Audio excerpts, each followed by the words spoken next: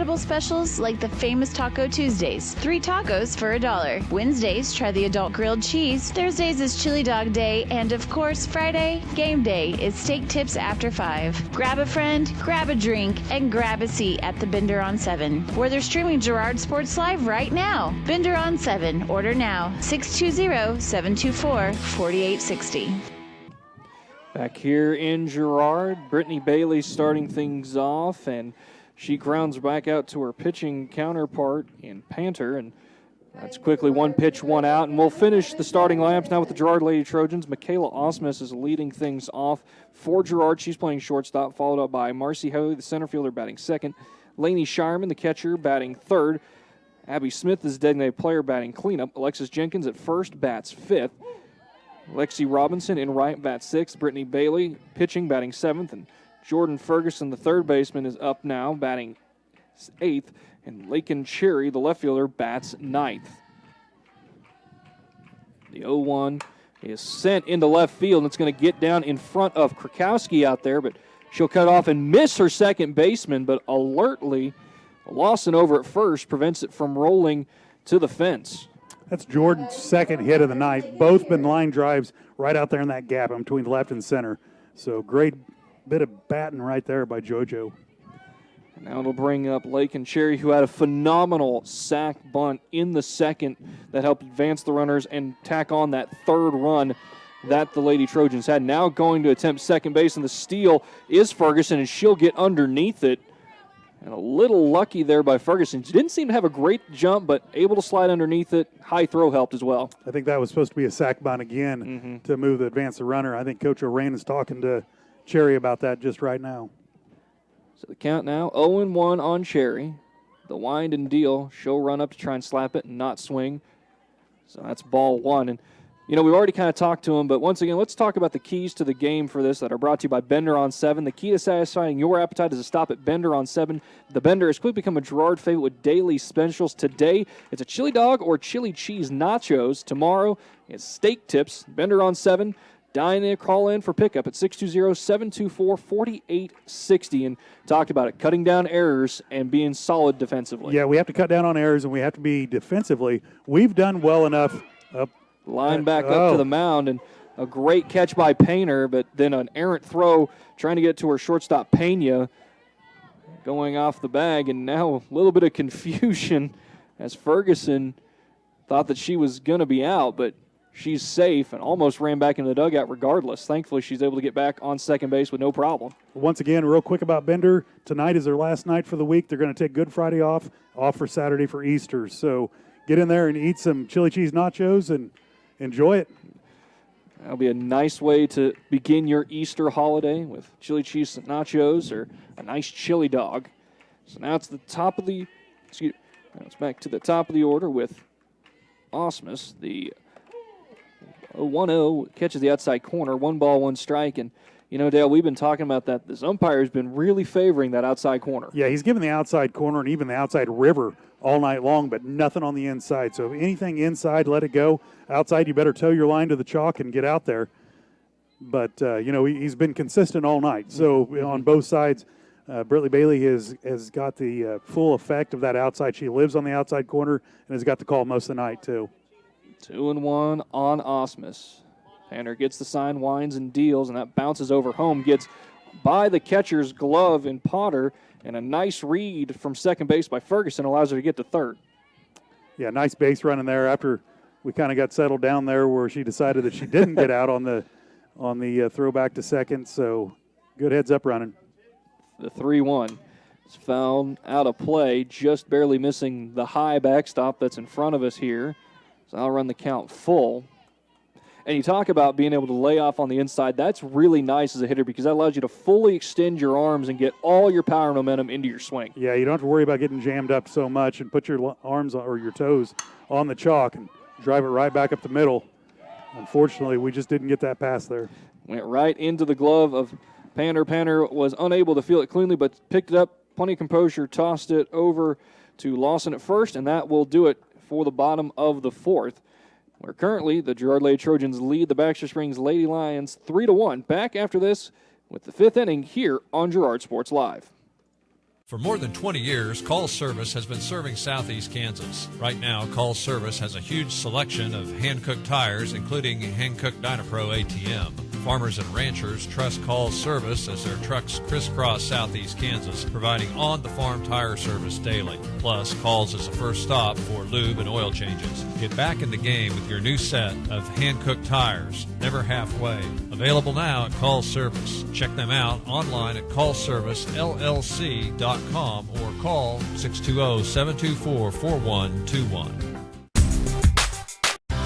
Community National Bank and Trust has been serving the area for 30 years with a strong commitment to the highest quality leadership and banking services. Stop in soon to pick up your very own Girard Trojan instant issue mascot debit card. While you're there, be sure to ask about My Mobile Money and mobile banking, Guardian Secure Checking, and People Pay. Learn more online at mybankcnb.com. Community National Bank and Trust is a proud supporter of Girard Schools. Go Trojans! Top of the fifth, the score is 3-1 in favor of Girard here, and leading things off for Baxter Springs will be the first baseman, Jenna Lawson. She watches ball one miss just a bit low from Bailey, and this is the part of the game where, Dale, I think we're going to see the medal that this Lady Trojan team has, the 1-0 foul straight back. Yeah, that's exactly it. In Frontenac, we fell apart in the fourth inning and the fifth inning. Over there on Friday? Monday. Monday. We were there Monday. Ooh, days run together. But that's when we fell apart. So hopefully we can, drive right through this, keep our heads in the game, and get through it. A 1-1 yanked foul, almost hitting the on-deck batter, Pena. Able to step aside real quick, and now the count 1-2 in the favor of Bailey. And defensively for the Lady Trojans, they're basically straight up, not allowing many holes for Lawson. Look into the dugout to get the sign, and Lawson not happy with the amount of time transpiring, so she will ask for a break and be granted it. Lawson's one of the girls that hit it out to right field. Of course, being left-handed, she turned on it and got over the top of our right fielder, but yanked it foul right of first again. And it's a testament that the number of foul balls that we've seen these Lady Lions hit, the majority of them have been on the ground, so you can really see the emphasis that Bailey and Sherman have pounding the zone low. And just as I say that, there's a fly ball deep to right, and a great running catch in right field by Robinson. Way to stab that in the midst of the gap. I believe that's a candidate for the hit of the game right there by Bradshaw. Nice diving catch out there by the freshman. It really was, and when you talk about the hit of the game, go to Bradshaw Collision Repair. If a deer or springtime ale ends up hitting you the way that Robinson hit the dirt making that call, take it to Bradshaw Collision Repair. Bob Bradshaw offering refinishing, paintless dent repair, glass replacement, and more. Let Bradshaw Collision Repair get you back in the game. Call 620-724-7300. The 0-1 just a bit high on the batter, Cassidy Pena. So leaving things up at 1-1. There was that inside pitch we're looking for, and we're getting the outside pitch on the river. We're just not getting that inside pitch. And like I said, once again, right there, outside the plate, but inside the chalk, that river on the outside corner is there all night. Got to make sure that you can establish a little bit on the inside. You got to make sure it's over the plate, though. So finding that fine line has been a little challenging for both pitchers, but Bailey thus far doing a great job taking advantage of the outside. 2-2 on the way. She gets the sign from Shireman. Wind and deal. Foul tip, and just out of the glove of Shireman. It might have clipped her throwing hand as she's shaking it, walking back to the backstop. That's why you put that hand behind you. I think I've told her that a couple times. So she's going to call for time and talk to Bailey as they try and work the feeling back into it. And, yeah, I mean, I played a little catcher growing up, and it hurts. There's no two ways about it. If you don't get that throwing hand out of the way, there's a lot of damage that can be done. And she knows that. She's caught for the last 10 years in travel ball and in high school, too. But it's just one of those things you get a little lax with and reminds you real quick. 2-2 lined into just left center field. Great play by Heatherly to play it off the carom, and a strong throw in gets it to Thomas, but it's a 1-out double for Pena in the top of the 5th for the Lady Lions as they trail the Lady Trojans 3-1. And you can really tell the difference of where Bailey's pitches are when they're high and when they're low, because when they're low, the contact is very weak by this Baxter team. But when it gets up there, they're able to put a decent charge into it. Well, that's exactly what she ran into against Riverton and gave up the home run. Left the ball elevated, and they went ahead and cleaned in the fences with it. So Kikowski will square on for a bunt, and it will roll foul. Smart play over there by Jenkins at first to let it roll foul before picking it up following the call by her catcher, Shireman. Yeah, we worked on that this week a lot because in the Frontenac game, we picked up 3 of those that were going foul, and we picked them up in the play. So we really had to hammer that home. The 1-1 on the way to Kennedy Kikowski is soared into left field. Coming in, unable to make the catch is Cherry, but she keeps it in front of her, and that will keep a force at first, second, and third. Staying at second is Pena. She had to check up to make sure that it was caught before she could try to advance.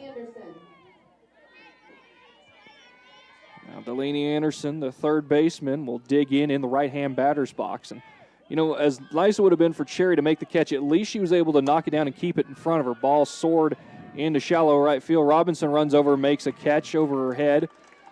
Second out of the inning, and runners on will stay at first and second.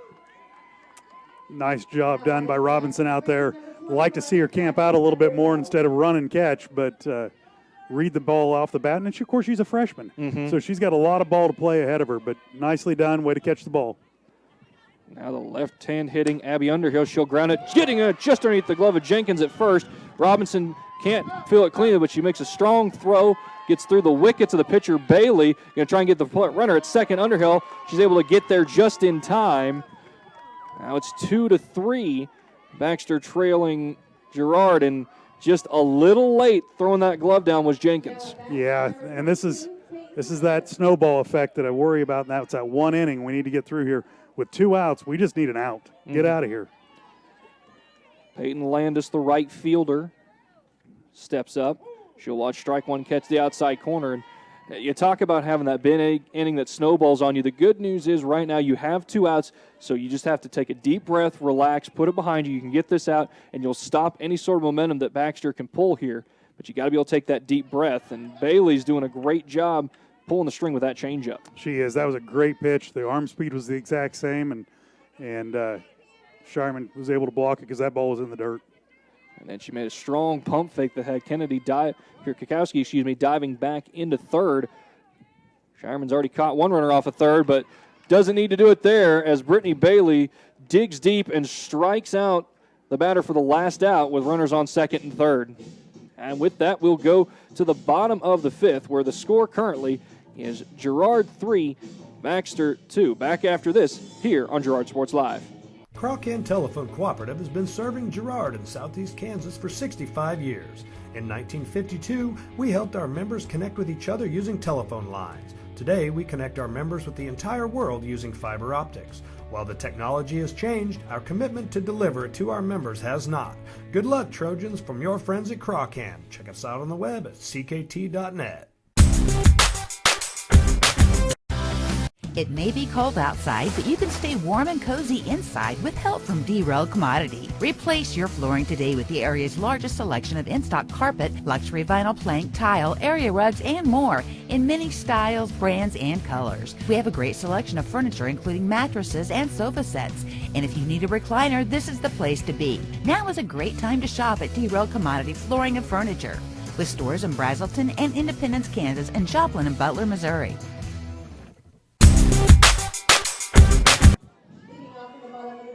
Bottom of the 5th, the score is 3-2. Girard over Baxter here, and leading things off for the Lady Trojans will be Macy Heatherly. She'll watch ball 1 bounce over the plate. Heatherly doing a great job today, reaching base twice. Yeah, Marcy's done a great job getting on base one way or the other and advancing runners the best we can. The 1-0 just outside, 2-0, and you got to feel that the amount of pressure that was kind of mounting on the Lady Trojans in that top of the fifth inning where they had that one kind of miscue at first has been really relieved being able to get that strikeout from Bailey. Oh, yeah. Bailey came through with a huge strikeout right there and give Girard the momentum back because you could just feel it almost draining out of us. The 3-0 on the way from Panda. He'll hit the outside corner. 3 balls, 1 strike. Well, you knew Marcy was taking the whole time there. Oh, yeah. With 3-0, lead off, get on base one way or the other. The 3-1 on the way, and she'll send it into right field. Landis won't be able to get there. Cut it off on a hop, wide turn of first by Heatherly, but great job leading off the inning, getting the single. Lainey Shireman will step in as both she and Heatherly at first get the call from head coach O'Rand in the third base box. Might see a little hit and run action here.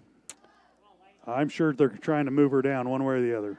Ball bouncing in front of home. Heatherly took a brief, hard lead off of first, but then retreated almost immediately. Another play call from head coach O'Rand. Shireman last time as she digs in.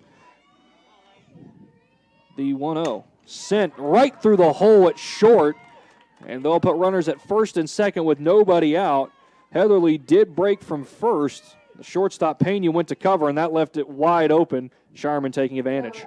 Yeah, the coach has a play card, and it'll be a color and a number, and all the girls wear the wristbands. They all check it out. That way everyone's on the same card.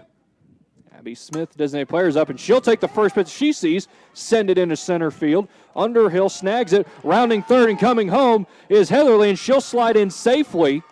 It was cut off by the third baseman, Anderson, and she looked Shireman back to second. But a great single there by Smith scores Heatherly, and now the Lady Trojans are up 4-2. Great base running there by Heatherly to get in scoring position, of course, and then to make it home. There was no question coach had the arm swinging and was going to send her on home no matter what. Now the batter is Alexis Jenkins, and Coach O'Rand talking to home, going to have a courtesy runner for Smith. Can't quite see. I believe it's going to be Kelso. Yeah, well, I believe you're right. I believe it is Kelso going in over there to first. And courtesy runner number 5, Caitlin Kelso. now there's more speed on the base pads for the Lady Trojans, and when you're in the fifth inning here, that's what you want to do. Put speed on the pads, try and shorten this game up and get ready for game 2 as soon as possible. That's right. And great job by Abby to put the ball in play. Mm-hmm. I think she's put the ball in play 2 other times tonight already, and great job by her to get the ball out in the outfield, and that way we can play the game and put someone in with some speed. Smith had a double back in the first. That drove in Michaela Osmus to start the scoring for the Lady Trojans. Ball bouncing in front of home. Good eye by Jenkins there to let it go. Take it ahead of the count. 1 ball, no strikes.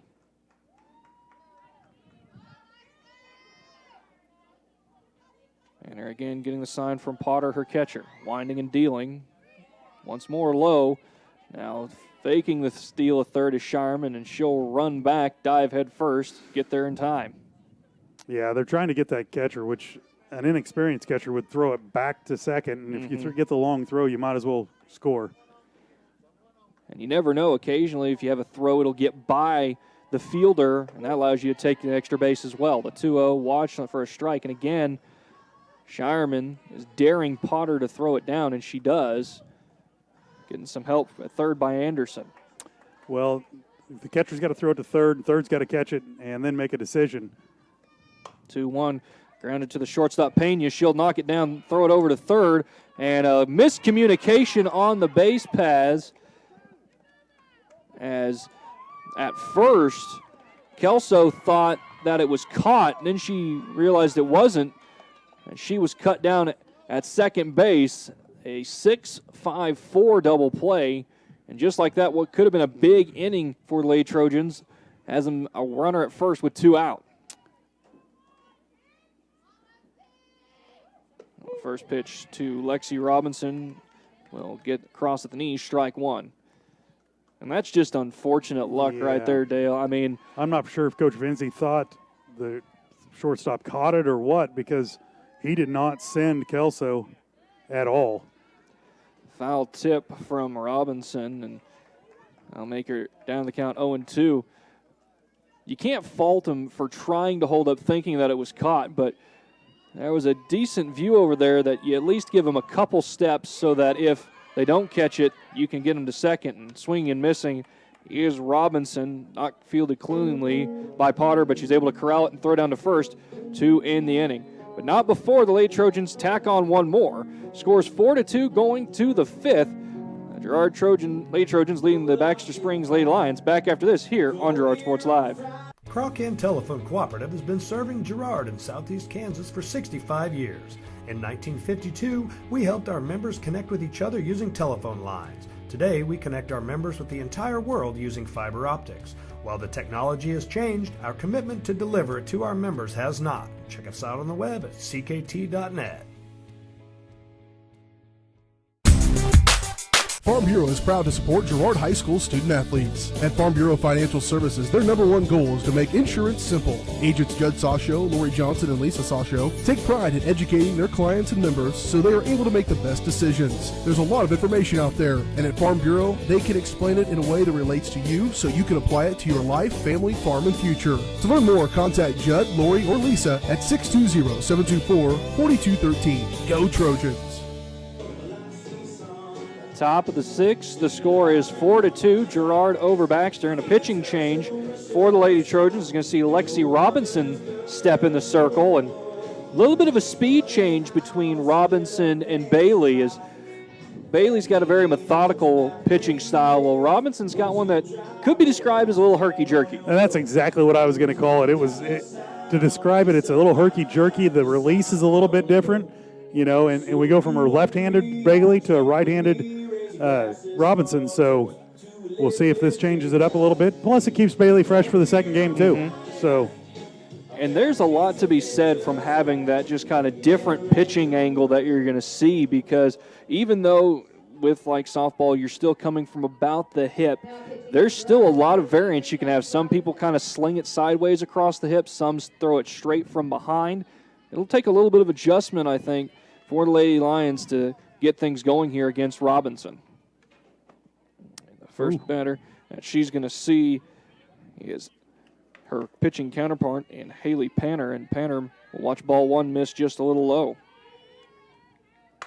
And then takes the 1-0, lining it past the third baseman Ferguson, but Cherry pounces on it fast and will sling it in to Thomas at second and holding it to a leadoff single.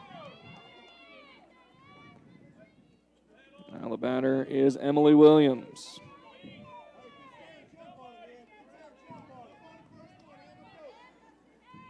Robinson will take her time, get the sign from Sharman. Now she'll wind and deal and catch the outside corner, strike one. Yeah, that's what Robinson's going to have to learn. The outside corner's there, the inside corner's not, and keep it low. The 0-1 swung on and missed, no balls, two strikes. And she's done a good job adjusting here in just three pitches, as it's hard to see from her vantage point what was being called a strike and what was not, being in right field. The 0-2, she'll pop to the shortstop, caught, chance for a double play, and it's there. Osmus getting underneath it, putting all her momentum behind the throw, over to Jenkins at first, and just like that, a double play turn and a clean inning possibly for Robinson when she comes in here in the sixth. Great job by Osmus being aware to catch the ball in the air for one and then have the smarts to throw it over first. I'll bring up the catcher, Potter. And I think what really impressed me about the most right there was Osmus made sure that she caught it first before she did anything else. A lot of times you're going to see a player rush it, bobble that ball, and you may not even get an out because of that. Yeah, look it in and secure the first out first and then make your move for the double play. 2-0 the count on Potter. Robinson just missing outside with that second ball. The 2-0 sent into center field. Heatherly giving chase, and she'll make a diving catch in the cap. I'm telling you, if we didn't already give the Bradshaw Collision play of the game away, that'd be another candidate. I mean, we can always have co-Bradshaw Collision plays of the game right there if you really want. That's all right.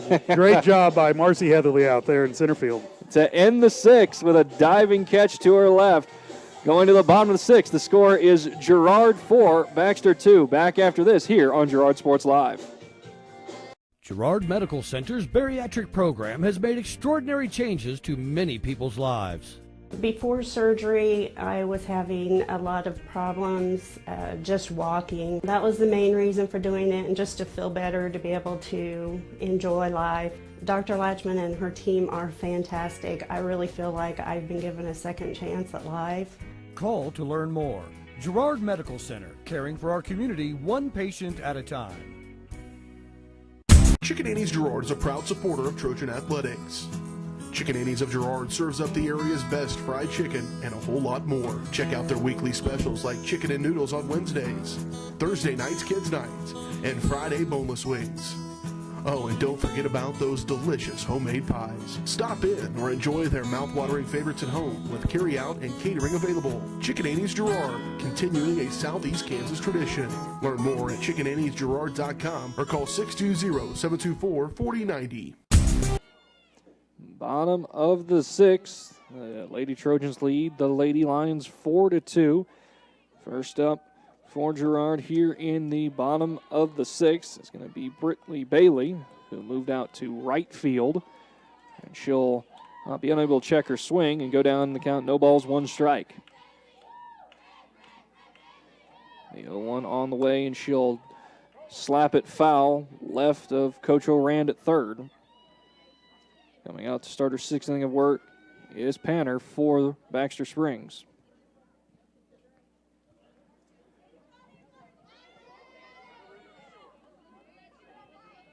Getting the sign from her catcher, Potter. Panner will wind and deal. Another slap. This time the shortstop, Pena. Field it, throw over to first. Not in time! Motoring down the line was Bailey, and she gets there for an infield single.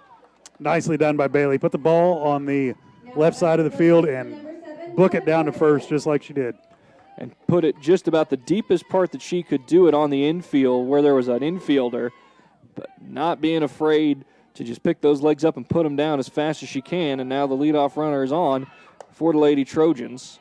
Bring up the batter, Jordan Ferguson. She'll swing and miss at that.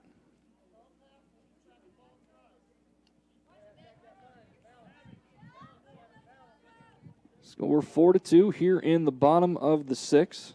The Trojans scored 2 in the first, 1 in the third, and then 1 in the fifth. Meanwhile, Baxter Springs scored 1 in the first and 1 in the fifth. Down 0-2 now on Ferguson. Jordan's trying to protect that outside corner that's been there all night and just nubbing it off that last time. The 0-2. High, ball 1, taking off for second is Bailey, and she'll slide and get underneath there.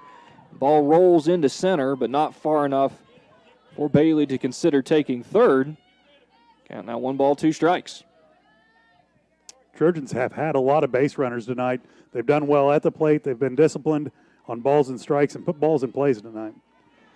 And it's always good that you can put the ball in play because it gives yourself confidence as a hitter, knowing that you can at least make contact. Send to center field, ball is caught, and a double play as Bailey didn't look, and I think it may have been a hit and run as she was going to the dugout, Coach O'Rand gave her a high five, saying that she broke like she was supposed to. Yeah, Coach O'Rand was yelling at her to get here, get here, get here.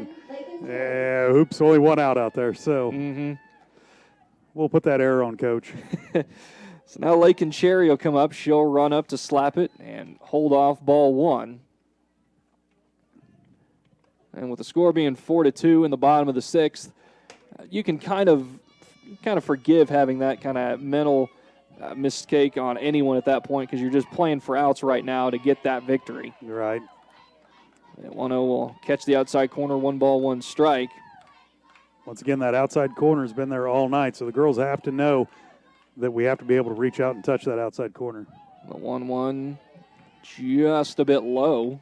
Must have been 2 balls, 1 strike. And it doesn't hurt right-hand hitters as much as it does lefties because a lot of left-hand hitters are slap hitters, so they run up, choke up on the bat, and they just really kind of lose a lot of range.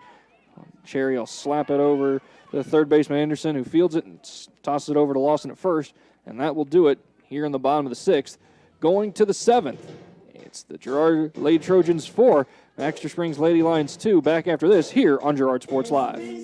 Girard Medical Center now offers both outpatient pulmonary and cardiac rehabilitation services. Our approach combines physical therapy, respiratory therapy, behavioral health, and nutrition to help you become more fit and active. With cardiac and pulmonary rehab, we want to focus on lifestyle changes. We provide people with education to help prevent further events. Each treatment is unique to the individual patient because at Girard Medical Center, we care for our communities one patient at a time. Call us at 620-724-5126. Your local Farmers Insurance agent in Girard is Leah Smith. Leah is excited to bring more than 10 years industry experience in both Kansas and Missouri back to her hometown. Her straightforward and personalized approach will help you better understand your coverage options, whether it's auto, home, renters, business insurance, and more. Give Leah Smith a call today at 620-670-4590. Leah Smith Agency, Farmers Insurance, proudly serving our community and cheering on the Trojans. Top of the 7th here, Girard leading Baxter 4-2. And Lady Trojans looking for their first victory in CNC this year and have a good chance right now. Robinson on the mound to start her second inning of work, nabbing the outside corner against the first baseman, Jenna Lawson. The 1 bouncing, 1 ball, 1 strike. Robinson's done a great job coming in just in the middle of, what did she come in last inning, so the 6th inning, and recognizing exactly where the strike zone's going to be and what he's going to call. So working hard on that outside corner, and right there, a left-handed batter couldn't reach far enough to get that pitch, and that's exactly the way to get ahead on a batter. Rolled foul picked up by Ferguson, who let it get a couple feet beyond the line before picking it up to ensure there was no discrepancy. The 1-2 is knocked out of play along the left field line into the parking lot. Hopefully everyone's vehicle's okay. It was close to Coach Oran's, but just shy. He could write that off as a business expense, right? I think so. 1-2 again. This one well outside. Good block by Shireman. Even though there's no one on, you love to see that sort of work ethic, going through the little things, doing everything right. No, if you don't get lazy when there's no one on, then you're not lazy when there's someone on. So the 2-2 grounded toward Ferguson at third. She bobbles it, picks it up. Strong throw over to first, and a great stretch on the backside by Jenkins. Gets the first out of the top of the 7th. Good job by Ferguson there to stay with it. Had plenty of time. Made a nice throw, and Jenkins with a nice stretch. Knowing the speed of the batter, Ferguson didn't panic at all. Wonderful job there. Now the batter is the shortstop, Cassidy Pena. She watches strike 1 cut through at the knees. Yeah, it was right down the pipe, too, so I don't know if she was taken on strike 1. That's probably the most plate that she's caught all night so far. I don't know if it's still the same, the 0-1 in there, no balls, 2 strikes, but I do know whenever I was down there at Baxter, my junior and senior year, and even when I was at Southeast, a lot of times when they were behind, the coaches told you take until you get that first strike, and then you go after the pitch. The 0-2 just beyond the corner. 1 ball, 2 strikes. And I never liked that. There were multiple times I would get yelled at in the dugout when I was going back because I would either swing at the first pitch or I would line it somewhere. I didn't follow the coach's orders, but my thought was I only have 3 strikes. We're down. Yeah. I don't want to give anything like that up. I only get 3 hacks, and I'm going to swing for the fence in every one of them. Exactly. 1-2 once more on the way from Robinson. Foul tip just out of the glove of Shireman. Trying to get it, but just couldn't get it closed quick enough. Yeah, that top spin outside and just hit the edge of the mitt and slipped out. So Pena has some new life. She'll see the pitch from Robinson. Bouncing low and in. 2 balls, 2 strikes now. This has probably been the toughest batter that Robinson has faced since coming in. And you can see how she can respond here. The 2-2. Swung on and missed. She responds perfectly, getting the strikeout. Blew it right past her. That'll be the leadoff hitter, Kennedy Krakowski. Krakowski scored back in the first, but since then has been held rather tamely on the base paths. Robinson comes. Slap hit attempt from Robinson will go right on the top of the Lady Trojans dugout along the third base line, but it's a foul ball and a strike. And this is a marked difference from how Robinson was against Riverton here a couple weeks ago. The 0-1 just missing, 1 ball, 1 strike. That game, she was a little tentative, couldn't find the zone with the first pitch here, being very aggressive. Yeah, being very aggressive, getting that first strike on everybody and doing exactly what you want your pitcher to do is get ahead and then work off speed, work location from there on out. Here we are, 1 ball, 2 strikes, and she's got 3 pitches just to play with right now. 1 ball, 2 strikes, 2 outs. Girard leading 4-2. Kirkowski will step out, compose herself. Now she's back in. Robinson winds, deals. Ground ball to first. Jenkinson fields it, and she'll touch the bag after a moment of indecision, but got the out, and that's all that matters. Victory for the Lady Trojans here. Great job by the Lady Trojans, staying composed and finishing a game. That's something we haven't seen this year yet. Great to see the girls come out and finish a game. With that, we'll step aside for a break, and we'll come back with our between-game show as we get you set for Game 2. Victorious in Game 1 of the Lady Trojans, 4-2 over the Lady Lions. Girard National Bank is now GN Bank. Family-owned and operated, GN Bank has been providing customers with the highest quality of financial services in a friendly and personal way for over 100 years. Whether you have personal, business, or agricultural needs, GN Bank is big enough to handle all of your banking needs, yet small enough to provide you with that personal touch you've grown to expect from a community bank. GN Bank, a proud supporter of the Girard Trojans. Equal housing lender, member FDIC. Learn more at gn-bank.com. Farm Bureau is proud to support Girard High School student athletes. At Farm Bureau Financial Services, their #1 goal is to make insurance simple. Agents Judd Sawshow, Lori Johnson, and Lisa Sawshow take pride in educating their clients and members so they are able to make the best decisions. There's a lot of information out there, and at Farm Bureau, they can explain it in a way that relates to you so you can apply it to your life, family, farm, and future. To learn more, contact Judd, Lori, or Lisa at 620-724-4213. Go Trojans! Peony Dental is a proud supporter of the Girard Trojans. Chris Peony DDS offers exceptional dentistry for all ages in a friendly atmosphere. In fact, Chris Peony has been caring for smiles since 1993. No wonder so many Trojan fans look so good. Peony Dental offers preventative care, Invisalign, whitening, bridges, crowns, and more. Stop by today and ask about the all-new CEREC dental system, offering same-day crowns, start to finish, right there in the office. To learn more, visit them at 106 South Ozark in Girard or go online to peonydental.com.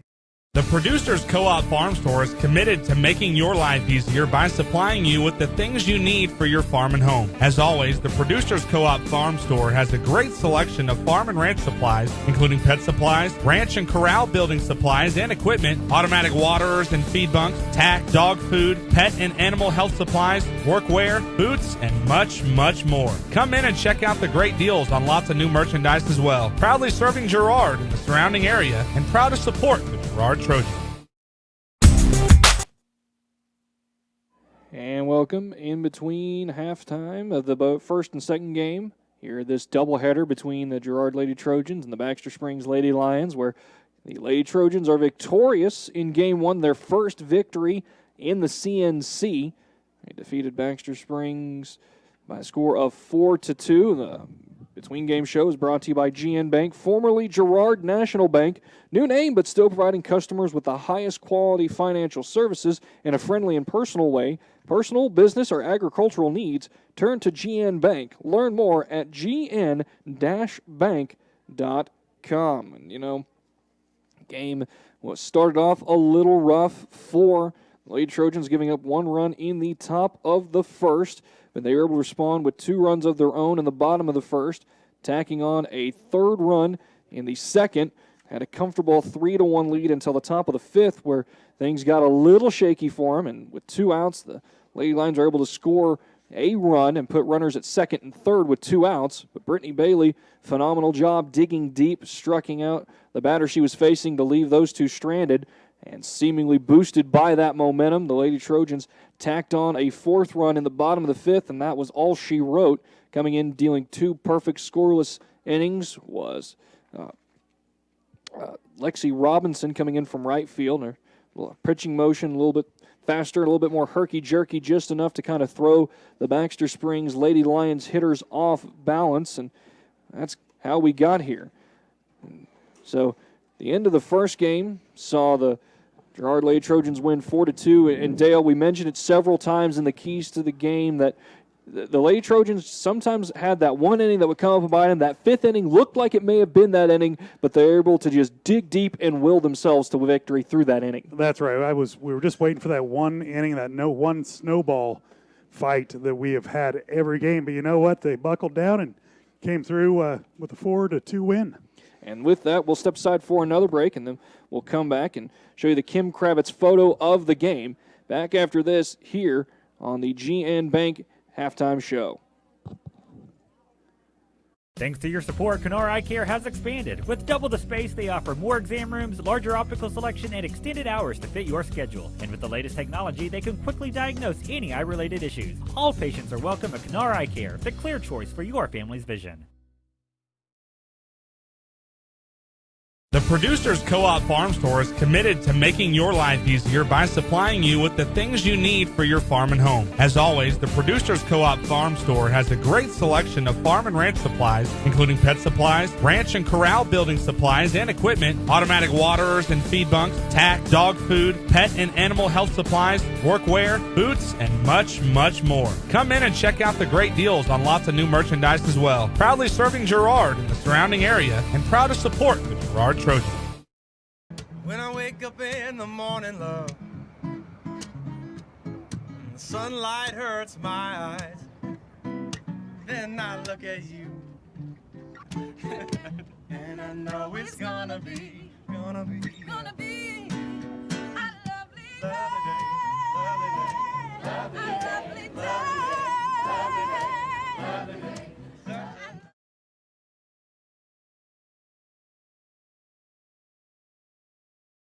G&W Foods is the one-stop shop for everything you need to feed the family. With a great selection of quality, fresh, and delicious foods, you're sure to find something to satisfy every appetite. With friendly and knowledgeable staff, the folks at G&W Foods can help you find what you need so you can get in, get out, and on your way with your day. Plus, don't forget G&W Foods for the great daily lunch specials. Open 7 days a week. Check out their weekly Facebook-only specials. The G&W Foods family super wishes the Girard Trojans the best of luck.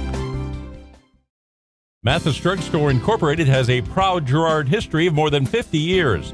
Glenn and Karen Mathis took over the store in 1983 from Glenn's father and have been providing outstanding customer care and service since.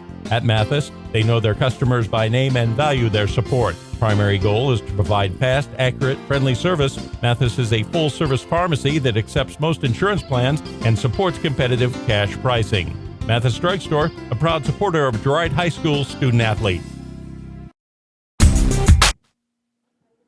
And welcome back to the GN Bank Halftime Show. We're getting ready to set for Game 2. The Girard Lady Trojans winning Game 1 by a score of 4-2. And let's show you the Kim Kravitz photo of the game. Shot of the game brought to you by Kim Kravitz Photography. Here you can see the left-handed pitcher, Caden Lolleman, taking on the left-handed hitting Alex Johnson of the Frontenac Raiders. This game happened between the Trojans and the Raiders on Monday. A tight fastball that cut across at the letters for a strike, getting him ahead of Johnson. A great job pitching right there by Lolleman. And Kim Kravitz Photo is a boutique photography studio specializing in high school senior pictures and sports photography. Let Kim capture your memories. Learn more at kimkravitzphoto.com or call 620-704-7474. And with that, while we still have a little bit of time, let's give you some area matchups brought to you by Bumper to Bumper. A look at the matchups around the area is brought to you by Bumper to Bumper of Girard.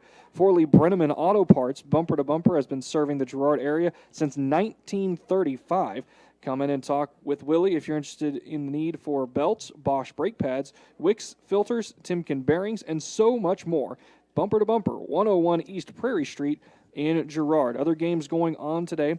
Frontenac Lady Raiders are hosting the Chanute Lady Blue Comets. And then in Frontenac, down in Columbus, Columbus Lady Titans taking on the St. Mary's Colgan Panthers. And in Galena, the Galena Lady Bulldogs are playing host to the Cherryvale Chargers. And that's all that there is as far as CNC area matchups games. A rather light day of softball action, Dale. Not something you see when you're in the middle toward the end of April like this. Yeah, Good Friday's tomorrow, so a lot of the games have been moved a little bit. And once again, our boys, instead of being able to play at home today for a home game, with the wet field, had to travel down to Baxter. Of course, Baxter's got the Field of Dreams down there. It's a very nice complex, but once again, it's not a home game. Yep. So rules dictate that if you cannot play it in yours, you immediately have to, instead of reschedule, have to try it in Baxter. Baxter Springs only got 3/10 of rain, and we got 1.5 inches here in Girard, so we had to move it. Yeah, that's kind of the bum luck that has, but they are getting the game in, so at least they're getting a little bit of work for them to get ready for the postseason. That's right. No, it's just around the corner, too. It's time's flying by. It really is. So with that, we'll take our final halftime break and then get you set for the second game coming up here shortly on Girard Sports Live. It may be cold outside, but you can stay warm and cozy inside with help from Girard Commodity. Replace your flooring today with the area's largest selection of in-stock carpet, luxury vinyl plank, tile, area rugs, and more in many styles, brands, and colors. We have a great selection of furniture, including mattresses and sofa sets. And if you need a recliner, this is the place to be. Now is a great time to shop at Girard Commodity Flooring and Furniture, with stores in Brazelton and Independence, Kansas, and Joplin and Butler, Missouri. Ag Choice of Hepler is a proud supporter of Girard Trojan Athletics. Of course, Ag Choice has all the products you need to keep your crops growing, like fertilizer, crop protection products, and seed. But Ag Choice is also the first stop for keeping your livestock operation going, with a great selection of farm supplies, equipment, and quality feeds. To find solutions to all of your agricultural needs, contact Joe Murphy of Ag Choice of Hepler at 620-368-4347. Ag Choice of Hepler is a proud supporter of the Girard Trojans.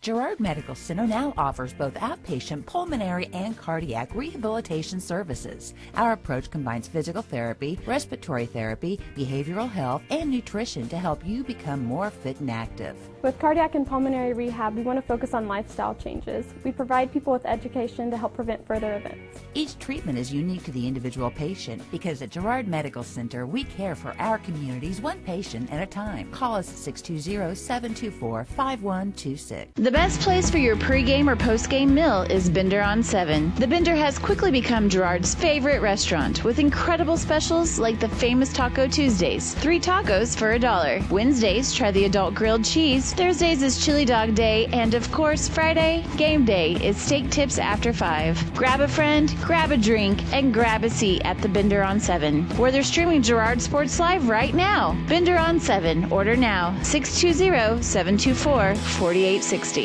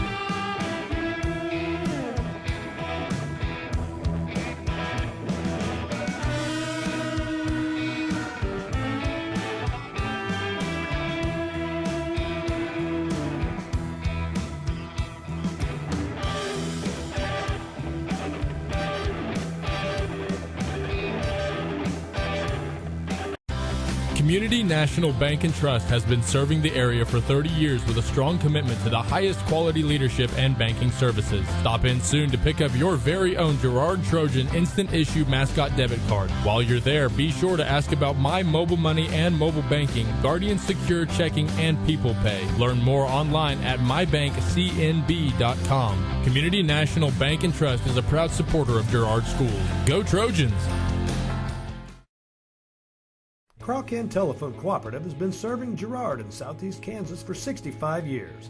In 1952, we helped our members connect with each other using telephone lines. Today, we connect our members with the entire world using fiber optics. While the technology has changed, our commitment to deliver it to our members has not. Good luck, Trojans, from your friends at Crawcan. Check us out on the web at ckt.net. Ag Choice of Hepler is a proud supporter of Girard Trojan Athletics. Of course, Ag Choice has all the products you need to keep your crops growing, like fertilizer, crop protection products, and seed. But Ag Choice is also the first stop for keeping your livestock operation going, with a great selection of farm supplies, equipment, and quality feeds. To find solutions to all of your agricultural needs, contact Joe Murphy of Ag Choice of Hepler at 620-368-4347. Ag Choice of Hepler is a proud supporter of the Girard Trojans. When I wake up in the morning, love, and the sunlight hurts my eyes, then I look at you, and I know it's gonna be a lovely day, lovely day.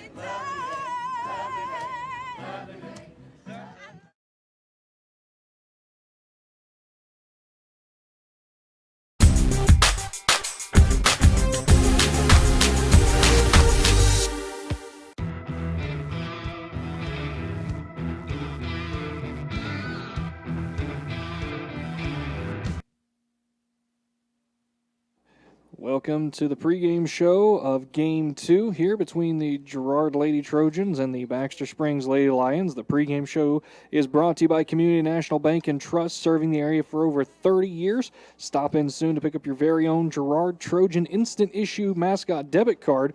Community National Bank and Trust is a proud supporter of Girard Schools. Learn more at mybankcnb.com. If you're just joining us, I'm Shelby White alongside Dale Shireman. Dale, a strong first game showing by the Lady Trojans, winning by a score of 4-2 over Baxter after facing a little bit of adversity there in the middle of the game. Yeah, that's exactly what we wanted to see. We wanted to see some adversity.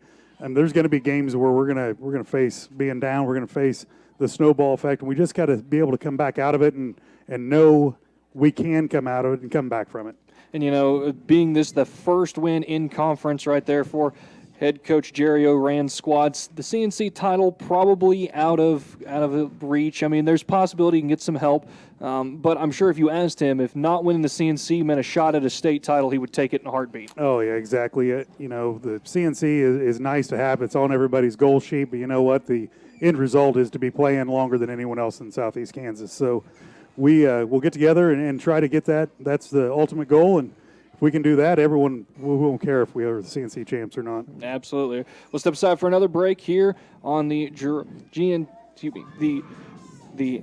Community National Bank and Trust pregame show, and we'll come back with the start of the second game here shortly. The best place for your pregame or postgame meal is Bender on 7. The Bender has quickly become Girard's favorite restaurant, with incredible specials like the famous Taco Tuesdays, 3 tacos for $1. Wednesdays, try the adult grilled cheese. Thursdays is chili dog day, and of course, Friday, game day, is steak tips after 5. Grab a friend, grab a drink, and grab a seat at the Bender on 7, where they're streaming Girard Sports Live right now. Bender on 7. Order now. 620-724-4860. For more than 20 years, Call Service has been serving Southeast Kansas. Right now, Call Service has a huge selection of hand-cooked tires, including hand-cooked Dynapro ATM.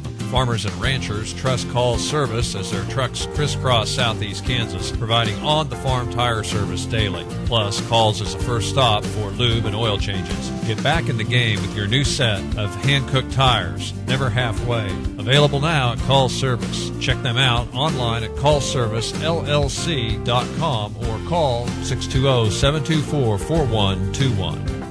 It may be cold outside, but you can stay warm and cozy inside with help from Girard Commodity. Replace your flooring today with the area's largest selection of in-stock carpet, luxury vinyl plank, tile, area rugs, and more in many styles, brands, and colors. We have a great selection of furniture, including mattresses and sofa sets. And if you need a recliner, this is the place to be. Now is a great time to shop at Girard Commodity Flooring and Furniture, with stores in Brazelton and Independence, Kansas, and Joplin and Butler, Missouri. Chicken Annie's Girard. Welcome back here in Girard for the start of the second game. Candy Krakowski will lead things off for the Lady Lions. She's facing off against Lexi Robinson, who pitched 2 scoreless innings to secure the victory in Game 1. The 1-0 in there for a strike, 1 ball, 1 strike, and nice way to come out, seeing that she's carrying that momentum from the end of the first game right here, Dale. Yeah, great to see the freshman come back in, start the second game. I talked to Coach a little bit, and the lineup changed just a little bit, but nothing bad. It was just Bailey was a little bit sore. And Starach over at first by Jenkins, a ground ball to Osmus at short, and the field umpire had to walk all the way around to see that her foot was on, and I don't know if you should do that. You just need to make a call and stick with it. Yeah, I'm not sure what he was looking for. If I was Jenkins, I'd have hopped right up and tossed the ball back to the pitcher. Now the batter is going to be Delaney Anderson. She'll pop out to second base for out number 2, and just like that, Robinson has 2 quick outs. Great job by Tori Thomas, first game at second base, getting thrown in there and doing a great job. Has made a couple nice catches and covered first well for us. Abby Underhill will be the hitter now with 2 outs. She'll launch ball 1, miss high and away. This is probably the hardest part of pitching back-to-back when it comes to games. Is you go from one umpire that has one zone to another one, and it sometimes takes you a little bit to get adjusted to it. Yeah, like we talked about earlier, it was fair both ways, but he gave that outside corner, that outside river, and this one didn't want to give that outside corner as fast right there. Sometimes the umpire makes you earn your corners. The 1-1 grounded to second base. Thomas will field it. She's got to be quick, but unable to do so. As motoring out of the box was Underhill, she'll get an infield single. Yeah, just a little dying quail right there in the infield. More than likely, I bet Robinson's wishing she come out of the circle, and it was so slow at first, but you teach the pitchers, hey, let the fielders play. Yeah, if it's not directly in kind of what your wingspan is, it's your job to let your infield work for you. Now the batter is going to be Panner. She's going to swing and miss at the first one, and then she'll watch strike 2 go by. Panner, the pitcher in the first game, gave up all 4 runs to the Trojans. Robinson will work quick. The 0-2 popped up and out of play in between the backstop and the Lady Lions dugout along the first base side. Great job by Robinson. Worked the outside corner for a strike, worked the inside corner for a called strike, and then changed it up right there and got her to foul one off. All about mixing speeds and locations, and thus far Robinson doing a great job. The 0-2 soared, and that one will also miss out of play just over the Lady Lions dugout. She'll reach down, get a little rosin that she has in the bag outside of the circle, get some tack on her fingers. The 0-2 on the way. Line just over Thomas at second. Good job of fielding it in right, and a quick throw into Osmus, but unable to do anything as off on contact was Underhill. She'll go first to third on the 2-out single. She did go first to third, but that's exactly what we want to do. We want to keep that force in play there at second and not let the runner advance to second on an overthrow to third. Now batting will be the pitcher, Peyton Lewis. Excuse me, the Peyton Landis. And the first pitch she'll see from Robinson. She'll send into right field. Going back and watching it go is Bailey, and it's a 3-run home run to begin the first inning. And the Lady Lions jump out on top. Left that one high and right over the plate, and they can do it. Yeah, it's one of those things where when you put it just about on a tee where it was, it's hard to keep it in the ballpark with players of this caliber on both teams. And the wind's blowing out tonight, so a little bit get it up in the air, and it traveled. So now the batter is going to be Emily Williams.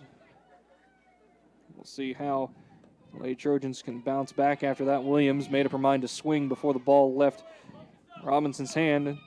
She'll go down 0-1.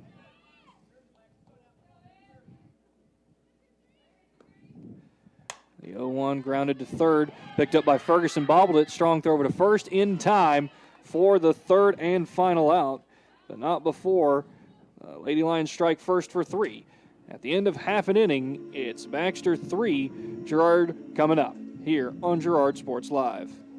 If you're in the market to buy or sell a house, land, or commercial space, look no further than Lehman Realty. Locally owned and operated, Jason Lehman and his staff are ready to meet the needs of every client.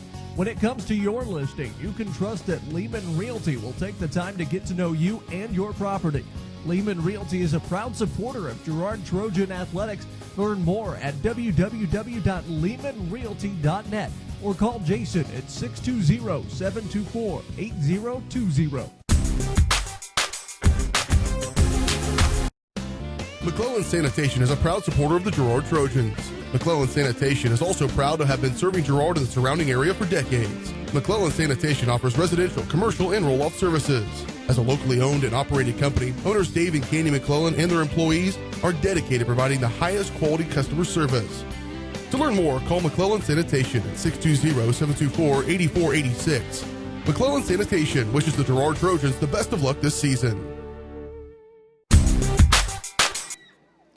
In the bottom of the first, it's Baxter 3, Girard 0 currently. Courtesy of the 3-run home run from pitcher Peyton Landis. Michaela Osmus will lead things off for the Lady Trojans. She'll watch strike 1 go by. Osmus with good speed and a great leadoff. The 1-0-1 she'll fist out to second for out number 1. Now it'll bring up Marcy Heatherly, the center fielder. Heatherly played a phenomenal center field in the first game, cutting off several balls and making a great diving catch in the right center field gap. And she'll watch strike 1 go by at the letters.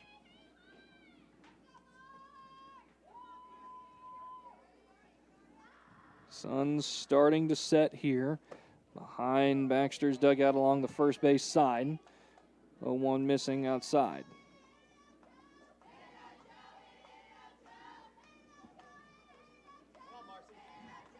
The 1-1 grounded to second, fielded and slung over to first. Out number 2. Bit of a hard hit ground ball, but just right at the defender right there, Dale, and it's sometimes hard to get lucky that way. Yeah, just a right at her, and that's just the way the game's played. You put it in play, and good things happen, so we'll see how it goes from here. Catcher Lainey Shireman steps in, trying to keep things going here with 2 outs, and she'll yank it between the shortstop and third baseman into left field. Kakowski fields it and will toss it in, but a sharp 2-out single, and Lady Trojans have some life here. Nice swing by Laney. She turned her hips through it and drove the ball. That's exactly what you want to do. Abby Smith digs in from the left side. She'll watch ball 1 miss outside, and Shireman's going to steal second, basically uncontested. A little bit of a lackadaisical approach behind the plate there for Potter. So now there's a runner in scoring position, and Smith will ground it.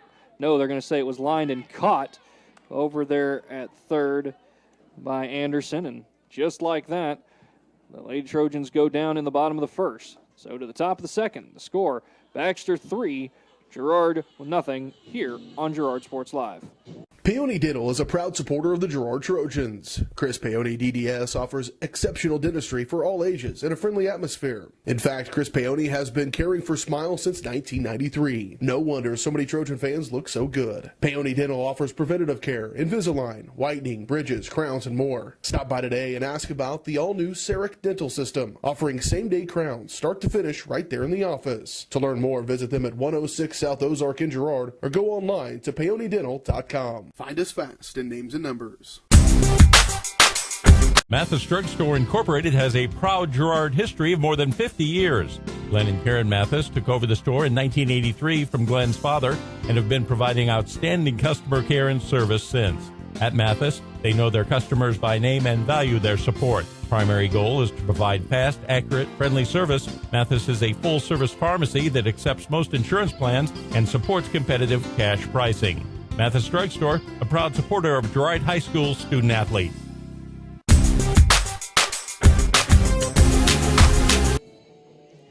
Top of the second, it's Baxter 3, Girard nothing here.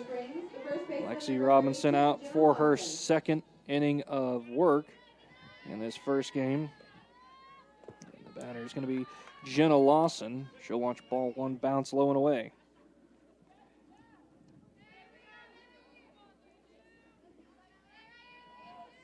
Robinson will get the sign from Sharman, kick and deal, and this just low, 2 balls, no strikes.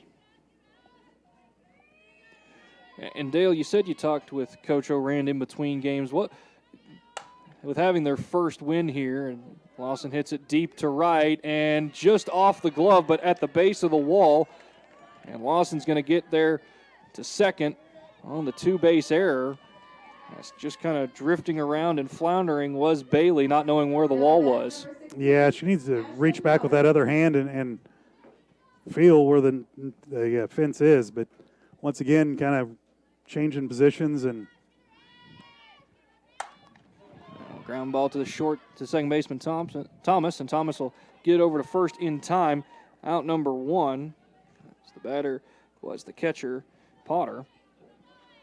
Now batting shortstop, number 4, Cassidy Pena. So now Cassidy Pena will step up.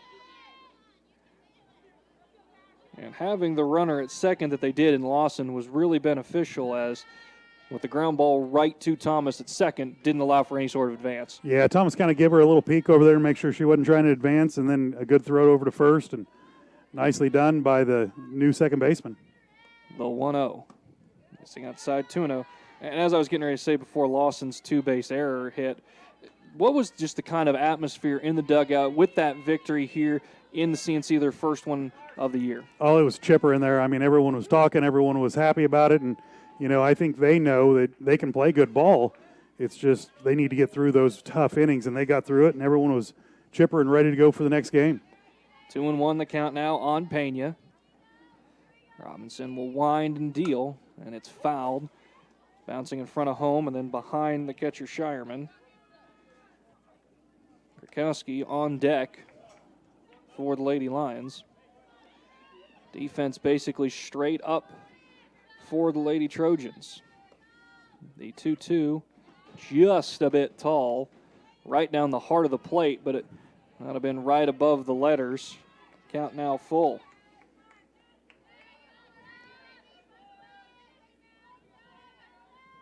The 3-2 is side, going over toward the third base dugout, and unable to make the play is Shireman. And that's a tough play there for your catcher, as the ball is just kind of drifting away from you, and you got to kind of keep your eye on the ball, keep your eye on the fence, and she was just unable to get there. Yeah, the rest of the team's got to talk to her, got room, or, you know, and that's something that will come in time. It's also one play that you kind of hope your third baseman will make, because it's in front of them. They'll come and get it. The 3-2 sent to center. Heatherly just beyond her outreach. She's going to fall. It's getting all the way to the wall. Lawson will score, and pulling up into second with a double is Pena. Getting over there quickly was Bailey from right, and just keeping Pena at second. It's not before. It's an RBI double. Yeah, Marcy Heatherly did everything she could and laid out for it. Just couldn't reach it. Now, Kendi Krakowski will dig in from the left-hand batter's box, run up to slap at it, watch a strike go by. And that right there is just kind of a convalescence of unfortunate events. You have the two-base error by Bailey to put Lawson at second. Then you have Shireman unable to make the catch in foul territory. This all kind of rolled together on the Lady Trojans right there. The 0-1 slapped foul at third. Ferguson wanted to field it, but then pulled her glove back smartly. Yeah, we, like I said, in Frontenac, we picked up 3 of those that were spinning foul, and I'm glad JoJo listened to Coach this week, and if it's spinning foul, let it go.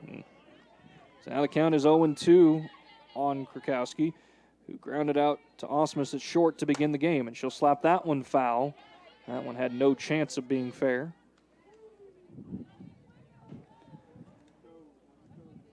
No balls and 2 strikes.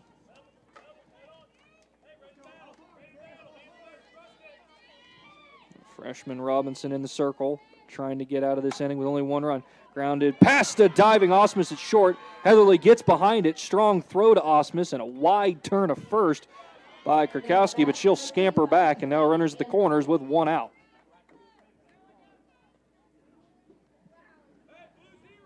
And this right here is just some unfortunate defense as the Lady Trojans, they're giving it their all. They're laying it out there. It's just not quite enough right now. Now Delaney Anderson, the batter. Watches strike 1 go by. Shireman throws it.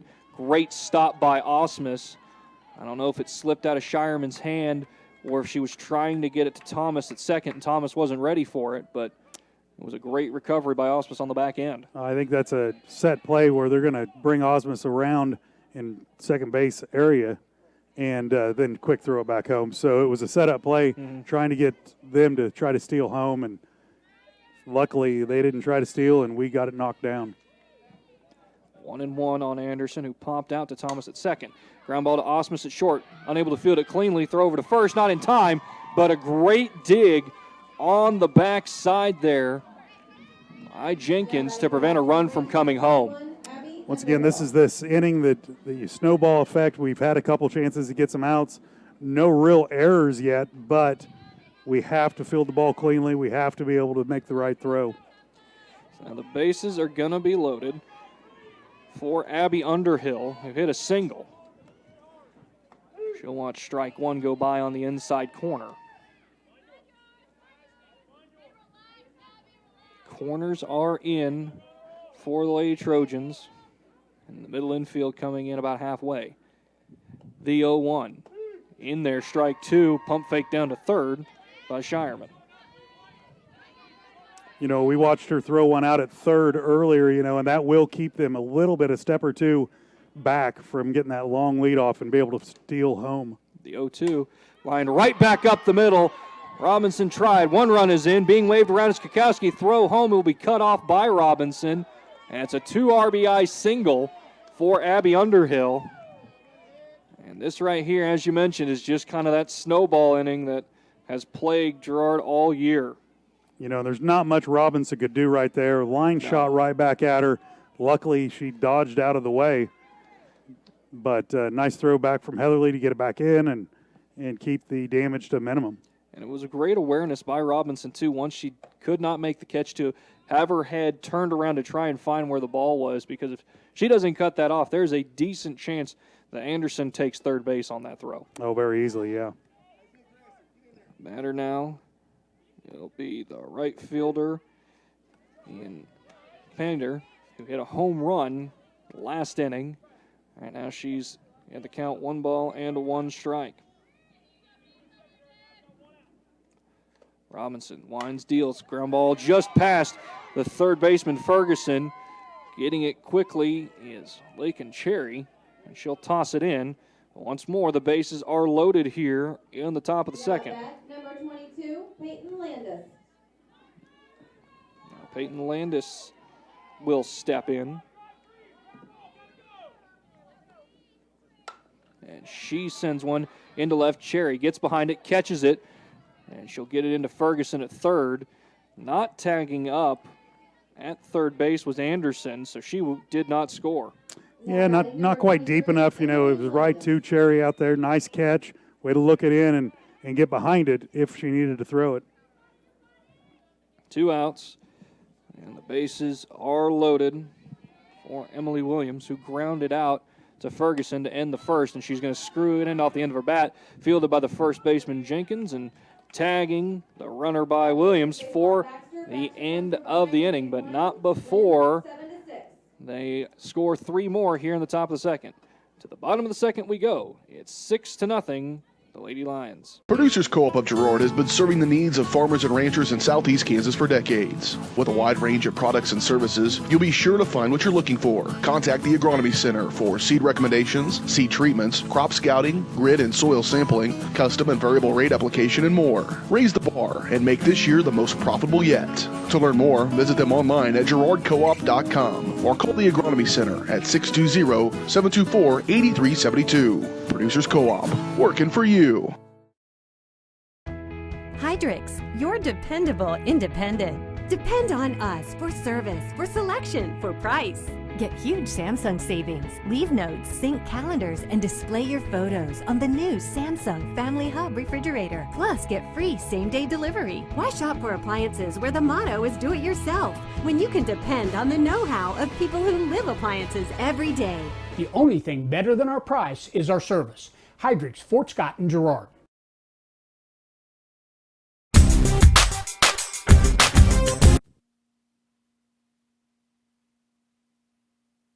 Bottom of the second sees the Lady Trojans down 6-0. Alexis Jenkins, the first baseman, will lead things off. As going in for her second inning of work is Peyton Landis. The 0-1 in there, strike 2. Checking her swing was Jenkins, but was in there for a strike. The 0-2 grounded to short, bobbled briefly, thrown over to first by Pena, is in there in time. Now batting to third baseman number 7, Jordan Ferguson. So now Jordan Ferguson, the third baseman, will stride in on the right-hand side of the batter's box.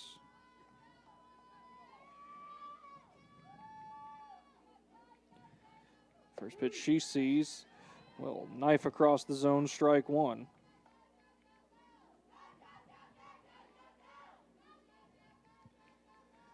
Defense straight up. The 0-1 fouls off of Ferguson in the box. So now she's down in the count. No balls and 2 strikes. Gonna have to be very protective here. Try and keep the inning going. She'll soar it to second base. Drifting under it is Williams, and she'll squeeze it for out number 2.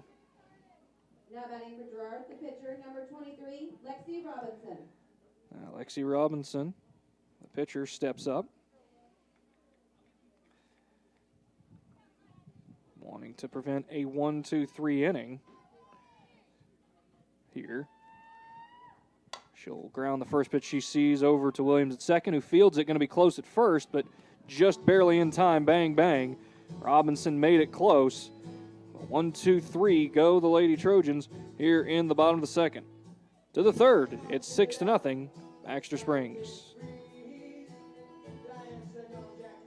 Whisper a phrase into a person's ear, then pass it on to a group of people. Notice how the message changes by the time the last person hears it? In business, consider word of mouth in the same light. What people say may turn into something different than you would like it to be. It cannot be controlled. That's why Norris Advertising provides proven ad solutions through radio, billboards, and print, allowing your message to be controlled by the person that knows your business best. You. Norris Advertising, a proud sponsor of Trojan Athletics.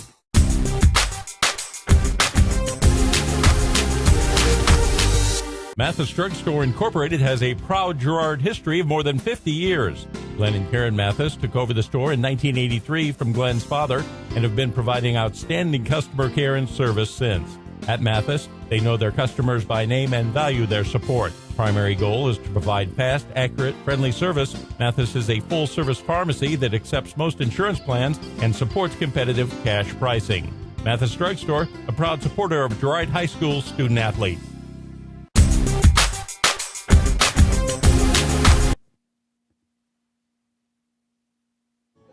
Top of the third, score still 6-0. Baxter Springs ahead of Girard here. And one of those things where that 3-run home run to begin the game might have really set the tone and kind of got a little bit in Robinson's head. Yeah, I mean, she's a freshman, and it shook her a little bit, and we'll see how she comes back the next 3 innings, but that's going to happen. You can leave a ball out over the plate, a little bit elevated, and get one hit out. It's horrible that they had 2 runners on, but you know what? It happens. Yeah. Jenna Lawson comes up. She'll send it back to right field this time. Brittany Bailey again unable to make the catch. She didn't know where the wall is, jumped up, missed it. So back-to-back innings sees Jenna Lawson get to second base on a misplay out there in right field by Bailey. Goes right back to what you said. She needs to put her arm out, find where that fence is, because she has no idea where it is, it seems like, when she's tracking that ball back there. Yeah, she's looking straight up in the air, needs to get that hand back behind her and feel where that fence is. I mean, she's right there standing there. It's not like she's running full speed. Just get back there, feel the fence, have confidence in yourself, and settle under the ball. I'll bring up Potter, the catcher. She'll watch a strike go by after fouling one to the backstop. So now she's down in the count, no balls and 2 strikes. She grounded out to Thomas at second in the last inning. The 0-2, foul ball. So we'll stay here at no balls and 2 strikes.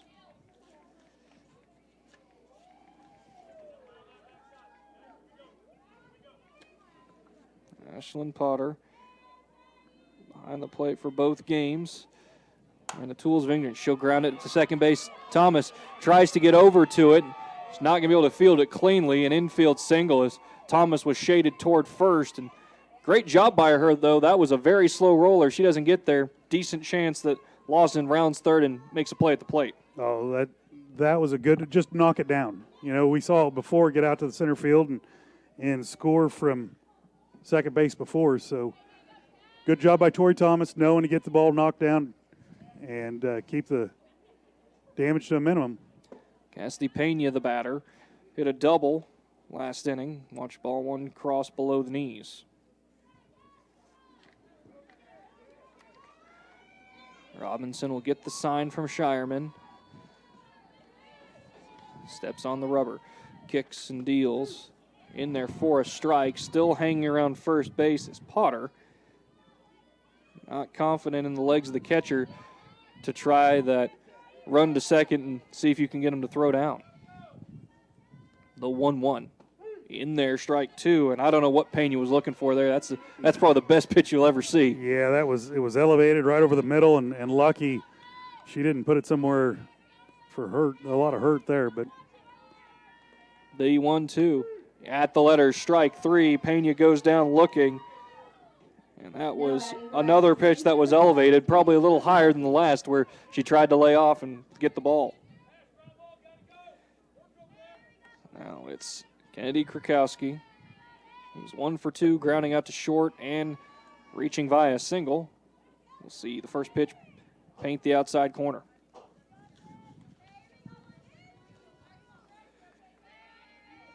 Ball 1, just a bit outside. Ball 1. Runners at the corners with 1 out. The score 6-0 here in the top of the third. Baxter Springs leading Girard. The 1-1. She'll slap it foul and hitting the light pole. That's what, 500 points? Yeah, at least. off the foul pole, back into fair territory, yep. I don't think you could do that if you tried to in a game of horse. No. So now the count is 1-2 on Krakowski. The pitch. She'll send it into center field. Heatherly going to play it on a bounce. Couldn't quite read it off the bat, but she keeps it in front of her, only allowing the runners to advance 60 feet. But coming in to score is Lawson. The Lady Lions, number 25, Delaney Anderson. Sun getting to a point where it makes it a little difficult to see as you move toward the third base and left field side of the field here in Girard. So now it's Delaney Anderson. First pitch he sees from Robinson will miss high and outside, ball one. Anderson's popped out to second and reached via an error.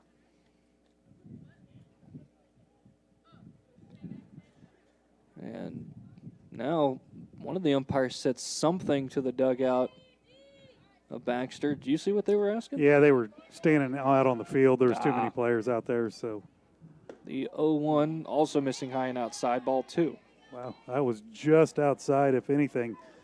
Once again, trying to paint the outsides and stay away from the main part of the plate. The 2-0 from Robinson. She'll send it into right field. Bailey running over, unable to do it. She's going to stay on her feet. It rolls all the way to the wall. She picks it up and throwing it. One run is in. Krakowski will be held at third. And it's an RBI double for Delaney Anderson. And that double came as a result of a poor read off the bat and just unfortunate positioning by Brittany Bailey. Shaded towards center. She just couldn't run over there and cut it off. Yeah, she's had a little bit of a rough time out there tonight, but now a screamer foul over the fence off the bat of Abby Underhill. Score now 8-0 here in the top of the third. Underhill watches the ball go low. 1-1. Underhill has reached twice with two singles. The 1-1 also low. Shireman scooping it, wanted to throw down, but didn't have a good control over it, and it popped out of her glove. 2-1. Grounded foul a third, and jumping over it is Krakowski. That's why they tell you to go down foul, because even if it would have hit her, it just would have been a foul ball. right. And that's it's good base running by the third. What'd you say your name was over there? Krakowski. Good base running. Way to be in foul territory. 2 balls, 2 strikes, 1 out. Ball 3, and Krakowski getting real aggressive down there. And you can see Lainey Shireman wanting to pull the trigger. Count now full with runners at second and third. She'll ground it to second. Thomas fields it, only plays to first. She gets the out. That's the second out of the inning, but coming in to score is Krakowski, and going to third is Anderson. Now at bat, number 5, Haley Painter. So now Haley Painter will step in. And you got to give Tori Thomas some credit there, because there are some who, when they see that, they might have got a little antsy and tried to go home. She just played within herself, got the sure out at first. Yeah, a throw right back home might have been close, but that sure out at first is the second out. We need outs right now to get out of this inning, and Tori's doing a great job first game at second base. The 1-0 to Painter. No good. Ball 2. Painter has reached with 2 singles thus far. The 2-0 on the way. She'll send it into right field. Bailey will play it on a bounce and keep it in front of her, but the 10th run coming across. It's a 2-out RBI single. Baxter now up 10-0. And poor Brittany Bailey, I think she's suffering from the adage of when you're not having a good day, the ball just finds you. Yeah, it's the baseball curse. If you're not confident out there or you're having a bad day, that ball will find you every time. Batter now Peyton Landis. Watching ball 1 miss outside. Especially in softball, where we're trying to paint the outside corner or the inside corner. And outside corner, and a lot of times the ball will go to right field. So 1-0 missing low and away, 2-0. Landis hit a home run in the first to give the Lions a 3-0 lead, and she flew out to left in the second. The 2-0 will paint the outside corner, now throw down to first. Diving back safely is Painter. She'll ask for time and be granted it so she can walk up. 2 balls, 1 strike, 2 out. Runner on first. The pitch. Just below the knees. 3 balls and 1 strike. And you talk about having the baseball and softball curse, you're not having a good day, the ball finds you. But when you're not having a good day pitching, that zone just seems to become the size of a thimble. Yeah, that gets coffee canned in. Oh, the 3-0 diving attempt to her left by Osmus just off the edge of her glove. And the inning continues here with that 2-out single. Michaela Osmus doing all she could.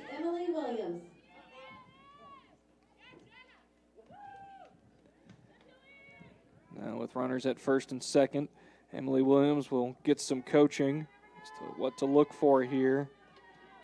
Try and extend the lead that the Lady Lions have over the Lady Trojans here. Robinson winds, deals, just low. And that right there is a victim of circumstance, because with just not having to hit the zone, she's not getting those outside corner calls. Yeah, that just not getting that outside corner called. And, you know, that's where she loves to start everyone off, because then you have to come right down the middle, and you know what happens when you bring a ball across the plate against a talented team. And Baxter's got some talented hitters. We've seen them hit well tonight. 1-1 the count now. Low pitch swung on and missed. Williams made up her mind she wanted to swing well before the pitch left the hand of Robinson. So now she's down on the count, 1 ball, 2 strikes.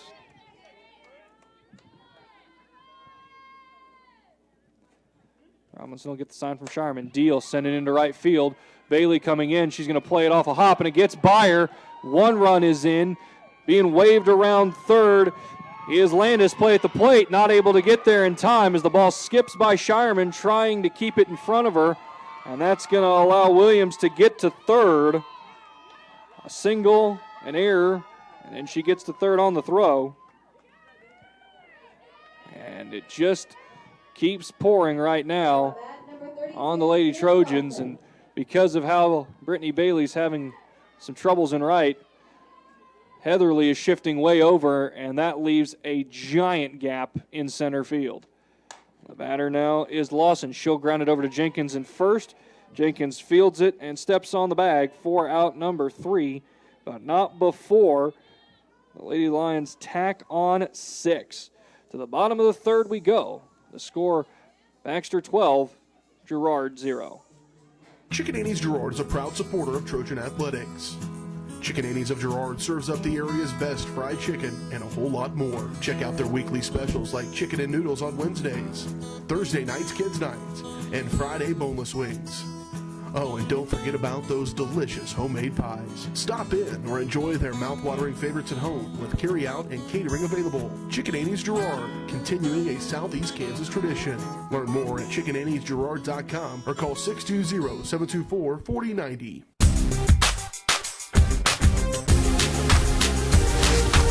The Producers Co-op Farm Store is committed to making your life easier by supplying you with the things you need for your farm and home. As always, the Producers Co-op Farm Store has a great selection of farm and ranch supplies, including pet supplies, ranch and corral building supplies and equipment, automatic waterers and feed bunks, tack, dog food, pet and animal health supplies, workwear, boots, and much, much more. Come in and check out the great deals on lots of new merchandise as well. Proudly serving Girard and the surrounding area, and proud to support the Girard Trojans.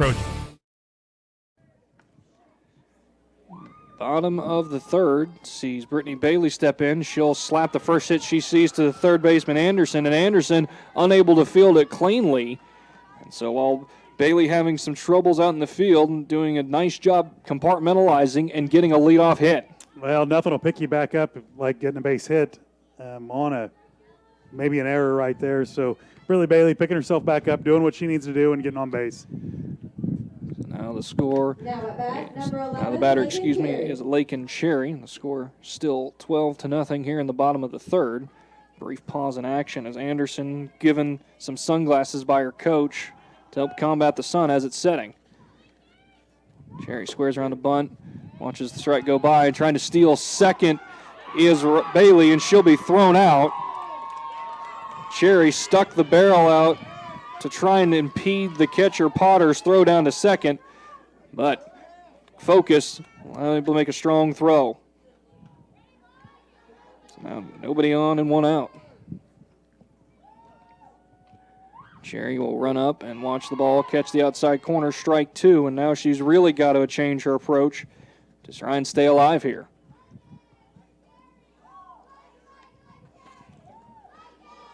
The 0-2. She'll foul just to the left of the line, down the left field line. And if that's fair, that's a double for her with her speed. Yeah, with good speed and a slap hitter getting a couple steps out of the box early. And, yep, just foul. Now she'll come back to the box and we'll reset and do it again.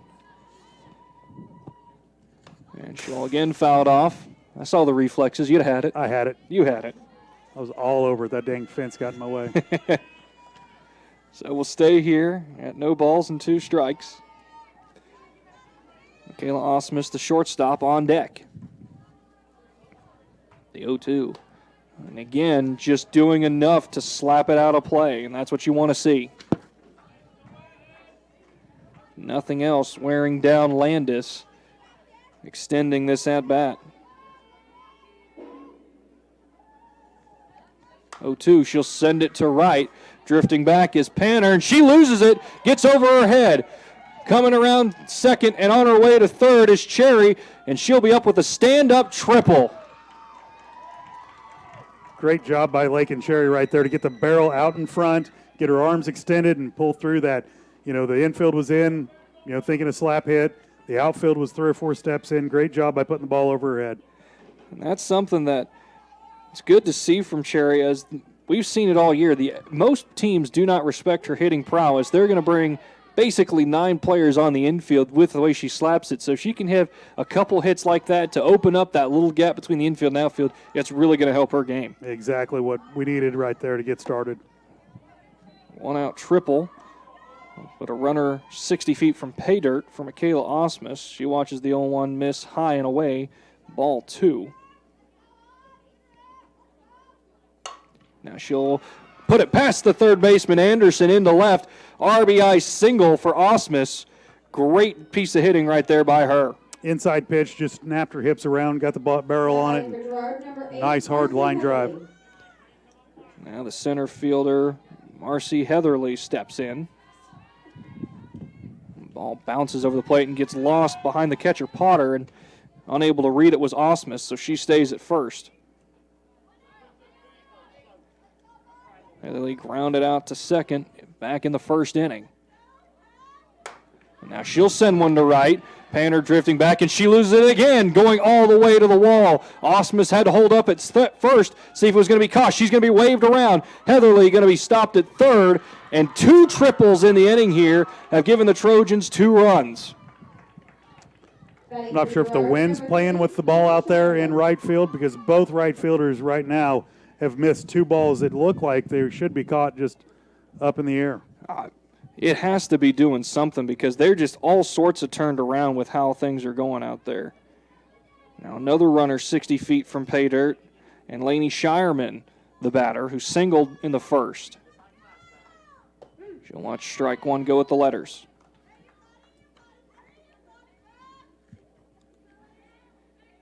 Lainey needs to set back, snap her hips through, and extend those arms, and with plenty of power, we can give that ball a ride, get another run. The 0-1, she'll step back, send it into left field. Krakowski gets behind it, and it goes off her glove.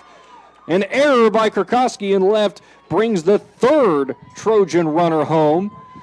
And now the score is 12-3, starting to get a little bit of that mojo momentum back. Yeah, it's exactly what the Lady Trojans needed, and whether she caught it or not, it was deep enough for Marcy Heatherly to score, so good job by Lainey Sharman to get the ball out there, and good job by Marcy Heatherly to know to tag up if needed.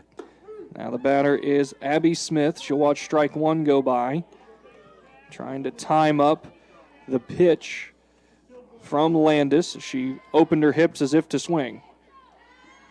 The 0-1, she'll knuckle toward first. It's going to be caught by Lawson. Toss over to first base. Gets through the legs of Williams. Shireman diving back in. Will have to stay put at first base. That's 2 outs. Nearly a costly double play. Almost a critical error there. Shireman knew better. The ball was up in the air with only 1 out. I think she forgot how many outs there was. And now the batter That ball's Is deep Jenkins and gone. sent in there and gone. A charge put into it by Alexis Jenkins makes it 5-12. Lady Trojans, what a shot. Could see it off the bat. Deep, hard hit ball, barreled it up. Nice job by Alexis to get the barrel on the ball.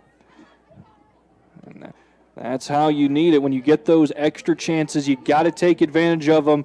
The throwing error by the first baseman, Lawson, led to that 2-run home run. So brand new life for Girard.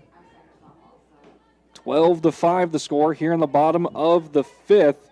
Lexi Robinson, the batter. She'll watch strike one go by.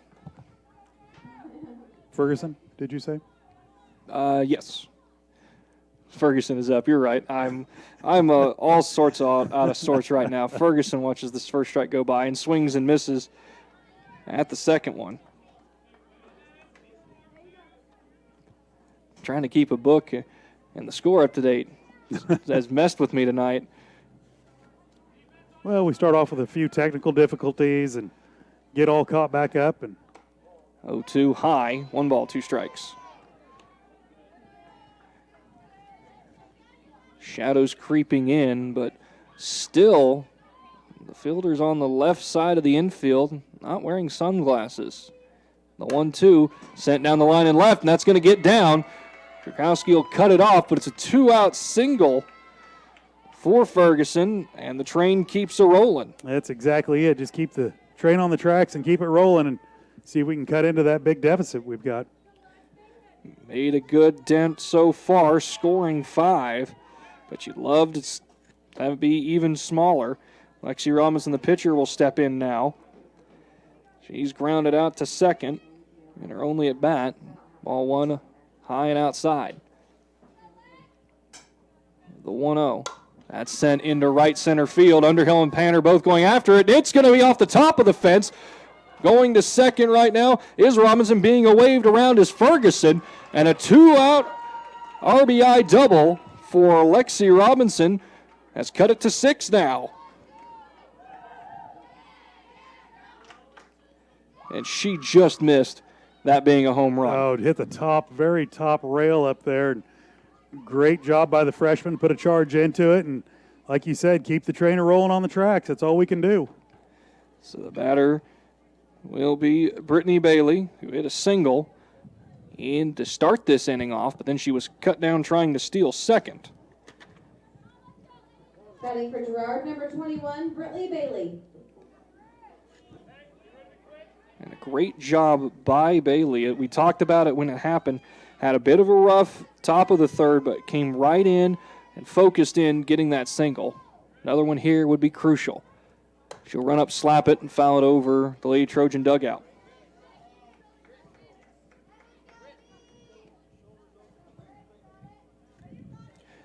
Coach O'Ran giving some coaching to Bailey, telling her to keep her shoulder closed as she runs up to hit it. The 0-1 fouls it straight back into the backstop. No balls, 2 strikes now. Yeah, that front shoulder flew open right there, and just what Coach was telling her, to keep it closed, because if it's an inside pitch and you keep it closed, you can get to it. If you bail out, then you've got nothing but you're swatting a fly swatter at it. The 0-2 swung on and missed, and that will end the bottom of the third, but not before the Lady Trojans score 6 and cut the lead down to 6. To the top of the 4th, it's Baxter 12, Girard 6, here on Girard Sports Live. Farm Bureau is proud to support Girard High School student athletes. At Farm Bureau Financial Services, their #1 goal is to make insurance simple. Agents Judd Sasho, Lori Johnson, and Lisa Sasho take pride in educating their clients and members so they are able to make the best decisions. There's a lot of information out there, and at Farm Bureau, they can explain it in a way that relates to you so you can apply it to your life, family, farm, and future. To learn more, contact Judd, Lori, or Lisa at 620-724-4213. Go Trojans! The best place for your pregame or postgame meal is Bender on 7. The Bender has quickly become Girard's favorite restaurant with incredible specials like the famous Taco Tuesdays, 3 tacos for $1. Wednesdays, try the adult grilled cheese. Thursdays is chili dog day. And of course, Friday, game day, is steak tips after 5. Grab a friend, grab a drink, and grab a seat at the Bender on 7, where they're streaming Girard Sports Live right now. Bender on 7. Order now. 620-724-4860. Top of the fourth, the score 12-6 after the Lady Trojans responding with 6 of their own to counter the 6 scored by the Lady Lions, and that was a great offensive showing and a great rebound right there. Yeah, that's exactly what we talked about earlier. The momentum has shifted back towards us, even though we're still down 6, but when you can cut half of it off in 1 inning, great job by the Lady Trojans. Leading things off will be the catcher, Ashlyn Potter. She watches ball 1 miss low. Potter is 1 for 2, grounding out to second and reaching via single, and she'll foul the 1-0 over the backstop. We're all square at 1 ball and 1 strike here. Robinson still in the circle. The 1-1 grounded right back up the middle. Osmus unable to field it cleanly. Probably lost it in the sun there on that high hop. And it's a leadoff single for Potter.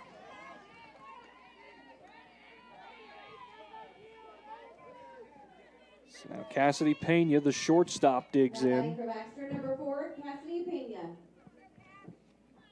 Pena 1 for 2, a double, and she struck out looking. She'll watch strike 1 go by. Now a timeout called by head coach of Baxter Springs in the third base box, and he'll come down and get a courtesy runner over there for Baxter Springs. Be Fry. It is going to be Fry, who has suffered a torn labrum, so she's unable to start and play defense, but doing what she can to help her team as a courtesy runner. No balls, 2 strikes now. So Robinson quickly gets ahead of Pena. The 0-2. Popped up off the glove of Robinson, picked up by the second baseman, Thomas. Tried to make the tag by going by Fry, missed it. She thought Osmus was going to be at second, but Osmus, trying to play the ball, was not there. Yeah, once again, just gotta have faith in your player, your co-players, and your teammates, and make that play where you need to be. So now back-to-back singles, leading off the inning, and something went on behind the field, behind the fence. Do you see what the home plate umpire was pointing at? Nose.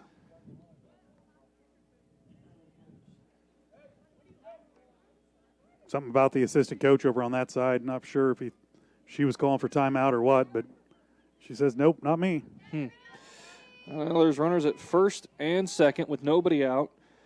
Kennedy Krakowski, the batter, she runs up, watches strike 1 go by, trying to time up her slap hit. Krakowski 2 for 3 with 2 singles. She's come around to score both times. Actually, Robinson will step on the rubber. Wine, deal. Miss just be outside corner. That looked to be almost in the same spot as the previous pitch. So ball, 1 strike. That one's just a bit low. 2 balls and 1 strike. Delaney Anderson on deck for Baxter Springs. The 2-1. Run up to bunt it, and she'll bunt it right into the backstop. Count all square now at 2 apiece. Telling you that darn fence. 2 of them I've had. I know. You'd even reached around the camera for that one. I would have. I was getting ready to save the camera, but then I saw it was a little low, so it was all good. Camera would have been fine. 2 balls, 2 strikes, 2 on, nobody out. Krakowski runs up, knocks it out of play. So we'll stay put here.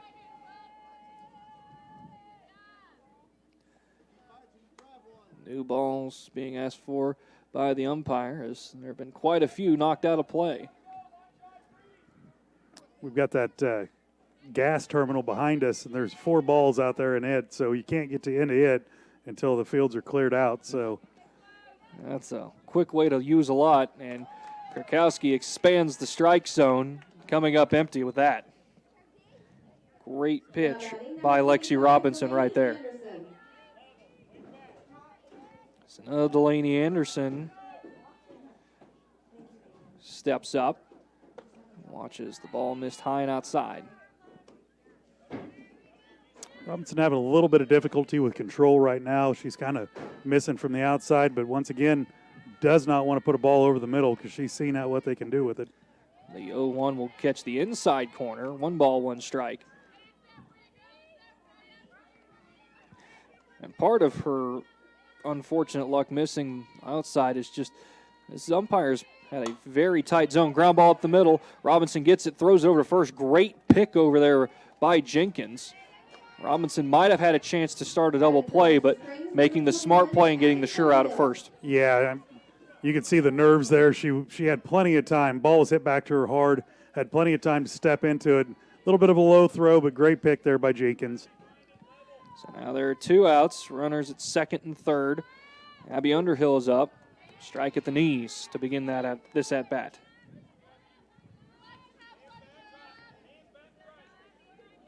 Score is 12-6. Baxter has scored 3 in the first, 3 in the second, 6 last inning in the third. And the Lady Trojans responded with 6 of their own to get where we are after it looked like it might have been a cruising victory in this game for the Lady Lions. The Lady Trojans showing tremendous grit. 2 balls, 1 strike on Underhill. It was 2 for 3 with 2 singles. She's grounded out to second. She'll foul that one out of play. We'll even things up at 2-2. The bottom of the 4th, leading things off for the Lady Trojans will be Lakin Cherry. The 2-2. Sent out of play, well down the line and left, and almost hit a truck.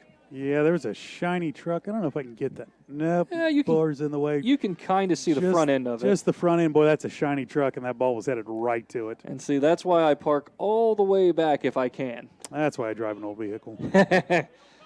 I had a 2003 Taurus that I drove whenever I called baseball for the Lamar last year. The 2-2 sent into left center field. Heatherly going to give chase, not able to get there. Can't cut it off. 1 run is in. 2 run is in, but she'll quickly get into Osmus. A 2-out, 2 RBI double for Abby Underhill. Scores Ashlyn Potter and Cassidy Pena. And so, just like that, Baxter will get 2 back. Anyways, going back to what I was saying just before that, I drove a 2003 Ford Taurus for when I called Lamar baseball last year, and I got a foul ball that just absolutely shattered my front windshield with the way it hit. Batter now is Haley Painter. She'll watch ball 1 miss low. 1-0, missing outside 2-0.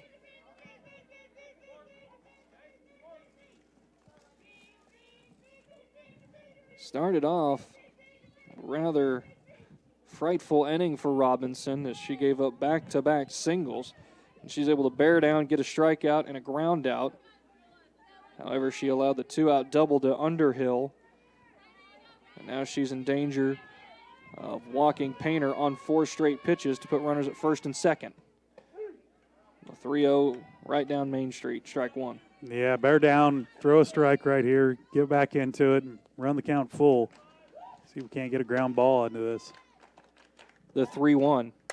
Line just over Osmus at short. Cherry picks it up at left, and she'll get it into second. As being waved around third was Underhill, and a 2-out RBI single for Painter there. Ball not hit hard enough to Cherry for Cherry to make a throw to home. And did the best thing we can to cut it off at second. And that's just smart softball. Knowing what you're capable of with what's given to you and taking advantage of that, not trying to do too much. Pitcher Peyton Landis will stride into the box and watch ball 1 miss low. The 1-0 on the way. Wanted to swing, doesn't. Throw down to first by Shireman. Pops out of the glove of Jenkins.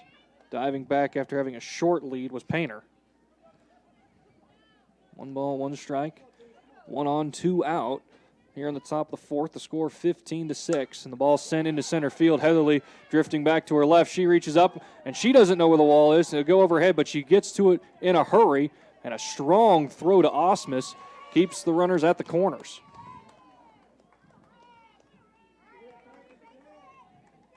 Now batting for Baxter, number 23, Emily Williams. So Emily Williams, the second baseman, will take her 4th at-bat of the game, having grounded out to third, first, and having a single.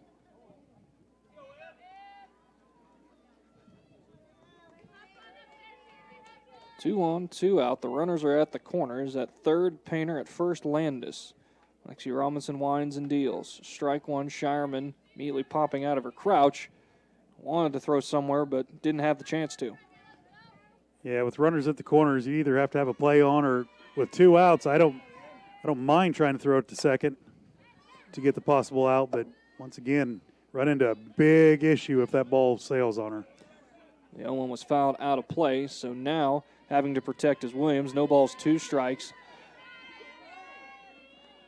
The 0-2 grounded foul of first. Jenkins gave it a stretch, but it was well to the right of first base.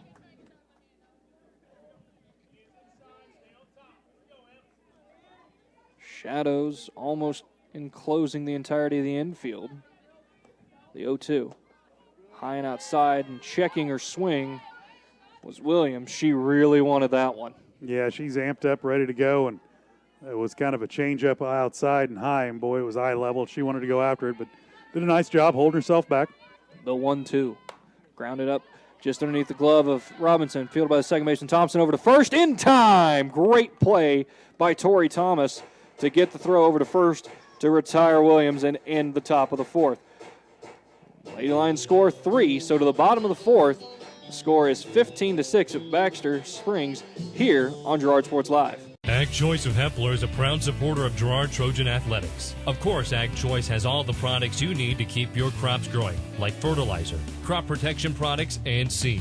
But Ag Choice is also the first stop for keeping your livestock operation going, with a great selection of farm supplies, equipment, and quality feeds. To find solutions to all of your agricultural needs, contact Joe Murphy of Ag Choice of Hepler at 620-368-4347.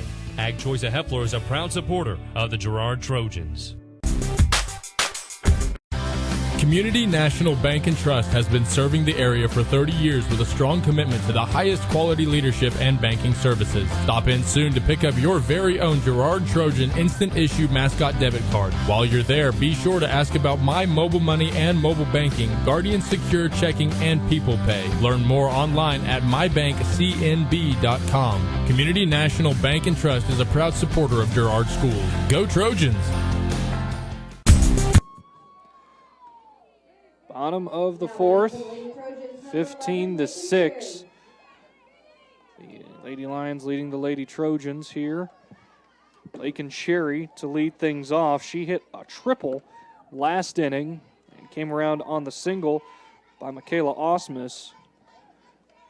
And, you know, we talked about how a lot of the defenders not respecting Cherry's back. You can see the outfielders on this one, they've backed up a couple steps. Yeah, they're plenty deep now, and like you said earlier, you know, it opens that gap up. That gives us more chances, or gives Lakin more chances to get that ball down. The 1-1. She'll put it to the third baseman, fielded by Anderson, and she's just going to have to eat it as Cherry can fly.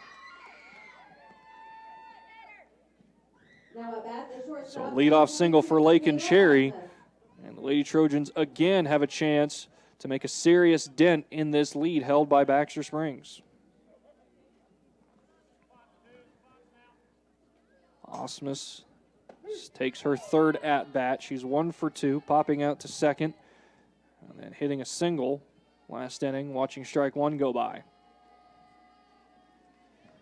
The 0-1. She'll send right back up the middle, back-to-back singles for Michaela Osmus, and her 2 at-bats and back-to-back singles to lead off the bottom of the fourth by Cherry and Osmus have the Lady Trojans in marvelous condition. Yeah, once again, just keep that train rolling, and next man up or next lady up in this case, and just keep the bats rolling. Marcy Heatherly, the center fielder, will step in and watch ball one break outside. She had a triple in her last at-bat, scoring Osmus, and she scored on the error by the left fielder Krakowski. The 1-0, she'll yank foul just underneath the legs of Lainey Shireman in the on-deck circle. Only infielder who does not play in shade is Anderson at third. The 1-1 bounced about 6 feet in front of home. 2 balls, 1 strike. Yeah, I think it was a changeup slipped out of her hand and just didn't get all the way to the plate there. 2 balls and 1 strike now. Sherry at second, Osmus at first. The 2-1 is yanked into left. Krakowski will get behind it and then throw it into her third baseman. Diving in is Cherry. Anderson trying to get the out as Cherry made an aggressive turn, but quick hands and feet by Lake and Cherry has her diving back in safely. Big opportunity right here for Laney to make a big dent in this. Boy, if we could get a line drive here and score a couple, would help out a lot. And this is the time where you really like to have these extra base runners. You get into the heart of your order with Shireman, Smith, and Jenkins. All of them have big power. Shireman watches ball one miss high. Really wanted it, but was able to show some discipline and lay off. Infield is in for Baxter. The 1-0. She'll watch strike go by. Shireman wasn't ready, thought that she had a chance to get set. A little frustrated that pitch was allowed. The 1-1 on the way from Landis. Sent right back up the middle past the shortstop, Pena. 1 run is in. Coming around to score is Osmus, and it's a 2 RBI single for Lainey Shireman. Batting for the Lady Trojans, number 50, Abby Smith. Shireman did a great job there, keeping her hands inside the baseball and sending it right back up the middle. Yeah, dead on it, straight away. Great job keeping her hands through, snap of the hips, good, nice line drive. I'll still put 2 on with nobody out for Abby Smith. Score now 15-8. And it's nice to see the Lady Trojans, despite having that monumental deficit, not give up at all and still playing with a lot of tenacity and grit. Yeah, just it's exactly what we're going to have to do, and down the road it will come out and help us out quite a bit, just staying in a game. Smith in the left-hand batter's box will chop one to the first baseman, Lawson. Lawson long throw over to third, and in time, just barely, as digging out hard was Heatherly, and it was a very close play. Nicely done by the first baseman, trying to get the lead out there. Number 2, Alexis Jenkins. So there's a 1 out and 2 on. Runner still at first and second. Alexis Jenkins come in. Ball gets by the catcher Potter, and advancing 60 feet are Shireman and Smith. Really help out the Lady Trojans here.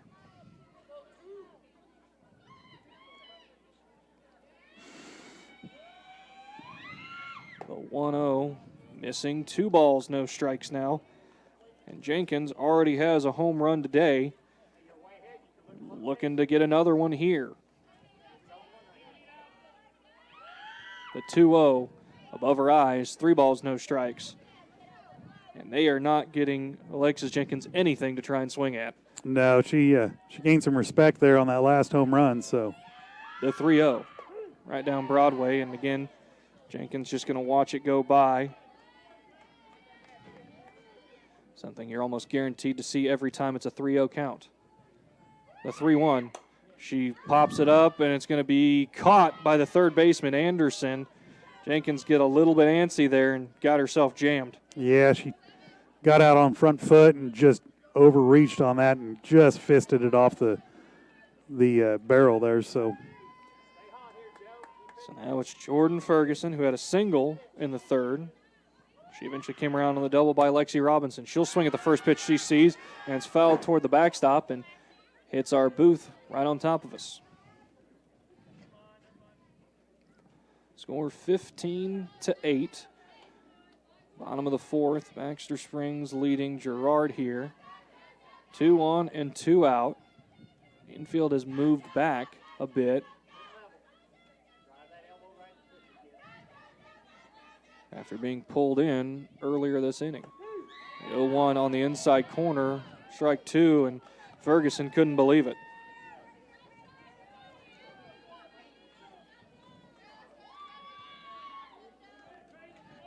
No balls, 2 strikes here. On the right hand, hitting third baseman. The pitch. She'll send it down the line and left. It's hooking, and it will be just foul. And it was beyond the reach of the left fielder, Krakowski. That would score at least 1, possibly 2, if that stays fair. That was a very solid swing by Ferguson there. Like to see her stay back on this one right here, drive it right up the middle. The 0-2. She sends it down the line and left. This has got a chance. It's going to bounce off the wall. 1 run is in. Smith is being waved around third, and cruising into second with a 2 RBI double is Jordan Ferguson. Nicely done. Back-to-back, turn her hips, drive the ball deep. Exactly what the Trojans needed to get back in this game. And you mentioned it. You wanted to see her stay back. She did right there. Kept all her power in her hips, transitioned it to her hands. Beautiful swing. Now the batter is going to be Lexi Robinson. She'll take the first pitch that she sees and ground it into right. Coming around and scoring from second base is Ferguson. She put the burners on and didn't turn them off till she touched home plate. Great job by Ferguson, knowing the ball was deep in the outfield and just firing around third base. It'll bring up Brittany Bailey. And now there's going to be a pitching change for the Lady Lions. As at one point they were up 12-0, and that lead has been cut to 4 as it currently stands 15-11. So we'll step aside for a break, and we'll come back after this with more Lady Trojan softball here on Girard Sports Live. Crawcan Telephone Cooperative has been serving Girard in southeast Kansas for 65 years. In 1952, we helped our members connect with each other using telephone lines. Today, we connect our members with the entire world using fiber optics. While the technology has changed, our commitment to deliver it to our members has not. Check us out on the web at ckt.net.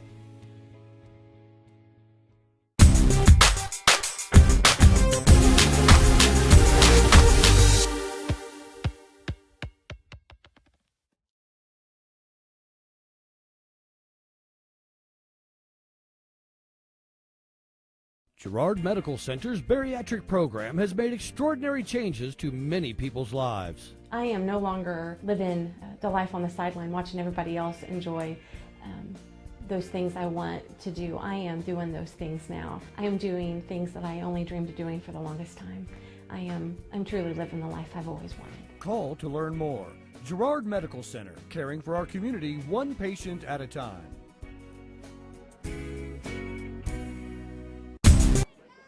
Score is 15-11 here in the bottom of the fourth. Haley Painter coming in to pitch.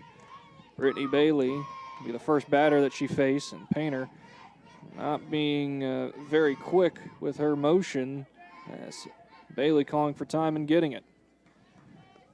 Run up, slap hit attempt, bounces about 3 feet in front of the plate and gets by the catcher Potter. And scampering up to second base is Robinson.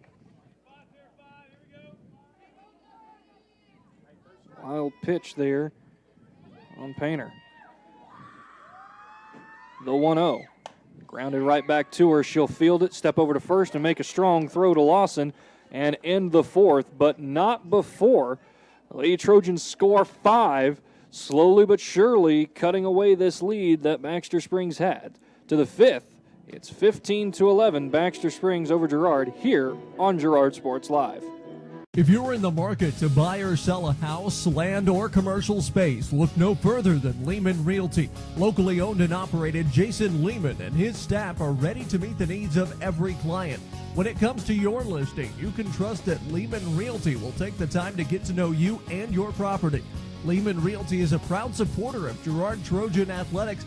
Learn more at www.lehmanrealty.net or call Jason at 620-724-8020. Croc-In Telephone Cooperative has been serving Girard in southeast Kansas for 65 years. In 1952, we helped our members connect with each other using telephone lines. Today, we connect our members with the entire world using fiber optics. While the technology has changed, our commitment to deliver it to our members has not. Check us out on the web at ckt.net.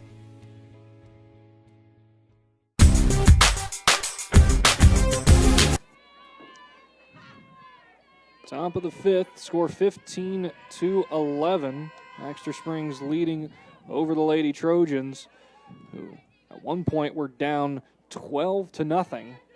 But fighting their way back, the leadoff hitter is going to be Jenna Lawson. She'll sky it, and going over and unable to make the catch is Jenkins, standing right in front of the dugout, and just lets it fall between her glove and the fence. Coach Oran telling her that she's able to put her hand on the fence to find out where she is positionally.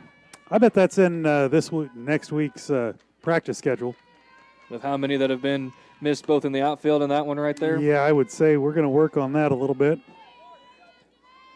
2 balls, 1 strikes on Lawson. And that's the one thing that baseball players have over softball players is that they have a warning track that runs all the way around the field. So as they're running, even if they can't get their hand out, they can feel the difference in their feet. Yep. But still, they're taught to run with your hand out and find it just like softball players are. The 2-2 on the way is sent down the play on the first base side. Running over and giving a look is Jenkins again, and this one is out of play beyond the fence. So we will stay here at 2 balls and 2 strikes. On deck for Baxter's, Ashlyn Potter, and then in the hole, Cassidy Pena. Robinson winds, deals, sent into right center field, but right at Heatherly, who goes to a knee to make the catch. And the positioning that Coach Oran has done to kind of help out Bailey paid off perfectly. Exactly, right at Heatherly out there. All she had to do is drop to a knee and catch it. 1 out now for Ashlyn Potter. Catcher will watch ball 1 miss low. 2 for 3 today is Potter with 2 singles and grounding out to second. The 1-0. Foul tip. In and out of the glove of Shireman makes it 1 ball, 1 strike.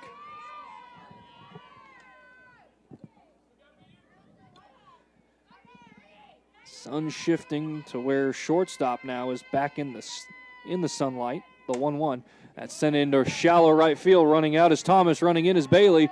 Bailey can't get there, so she'll pick it up off the grass. And it's a 1-out single for Potter. Got a no man's land out there behind first base. Long run for Thomas, long run for Bailey. So it's just one of those you really got to chalk up to keep it in front of you and just throw it back in. Yeah, I mean, there's not a whole lot you can do unless you get the perfect jump and you can lay out for it. Just outside on Pena. Shireman tried to frame it, but may have leaned over just a hair too much out of her crouch.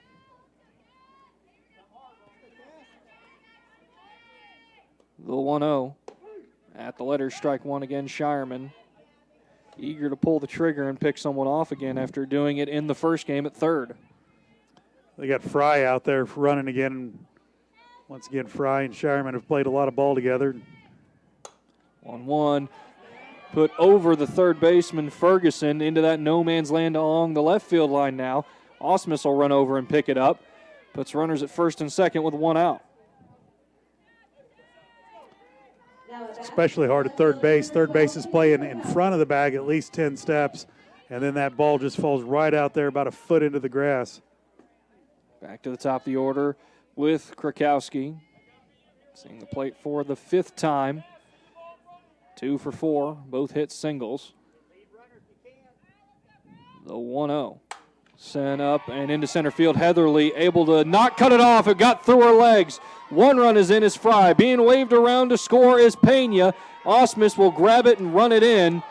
2 runs scored with 1 out here by the Lady Lions in the top of the 5th. Now batting for Baxter Springs, number 25, Delaney Anderson. And right here, it's not the errors that have snowballed into it. It's just the momentum. The Lady Trojans just haven't been able to keep it on their side. They've done a good job these last 3 innings of getting it back after Baxter has gotten something, but they need to find something right here to stop the flow from going back. Ground ball right back up the middle. Heatherly gets behind it. Krakowski will be held at third. Respect for Heatherly's arm in center. Yeah, it's not.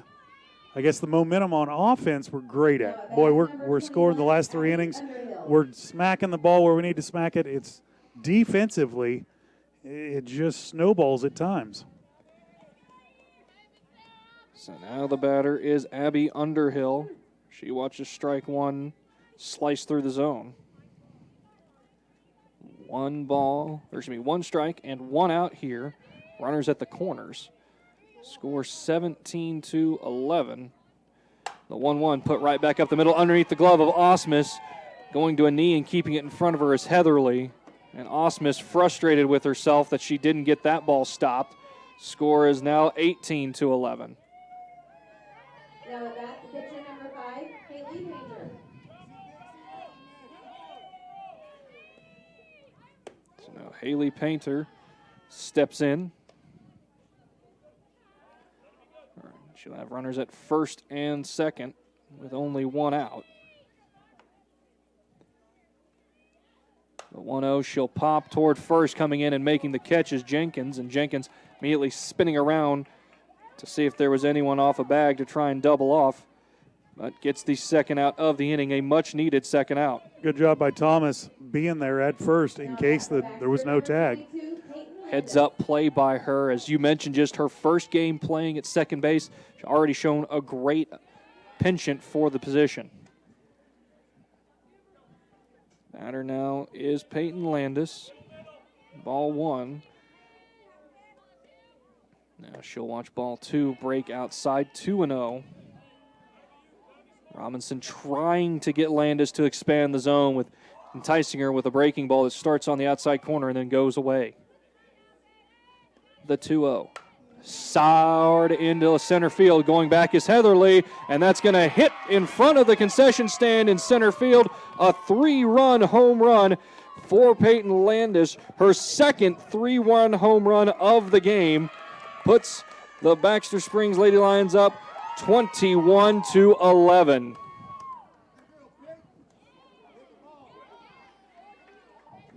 And that right there, just an unfortunate job. When you get behind 2-0 like that, you've got to come over the heart of the plate. And when they're ready for it, they can make you pay. Yeah, they're sitting there and they know you've got to come back in. And the inside corner she missed. The outside corner she missed. So looking for something and just got a little bit elevated. And it's exactly what this Baxter Springs team can do to you. Number 23, Emily Williams.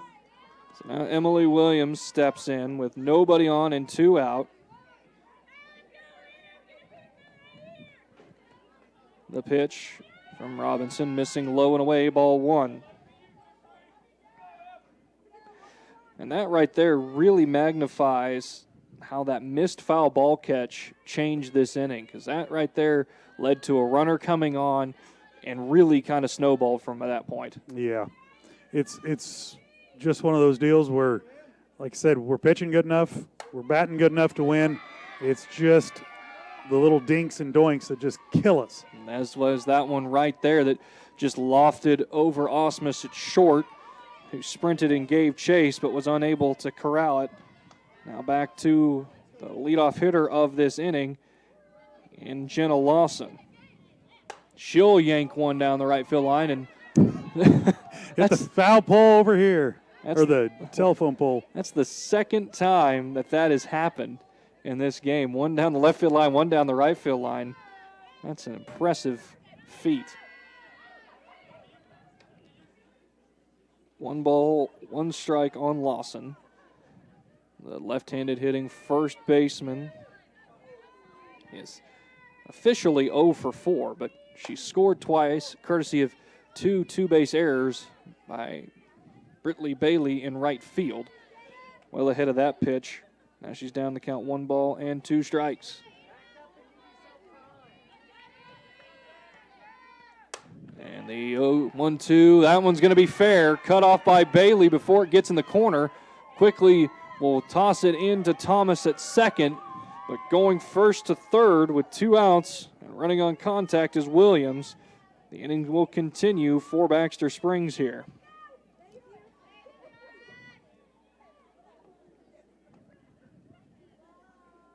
Ashlyn Potter, the catcher, is coming up. Might see another courtesy runner, and it is for Lawson at first. Unsure who it is as they have their warm-up on. It's a bit of a chilly night, but not quite that cold. 58 degrees. That's a comfortable spring night. That is a sleep with the windows open night. Yeah. As long as you've got some mosquito netting or something to keep the gnats out. First pitch is a strike, throw down to second. Great stop by Osmus as the throw was toward the third base side of second. Did a phenomenal job to prevent it from going into the outfield. Now there's 2 runners in scoring position with 1 ball. Humpback liner to Osmus at short, and she's unable to pick it up in time to tag the runner going from second to third. And going and reaching first base on the air is Potter. Another run coming in for the Lady Lions.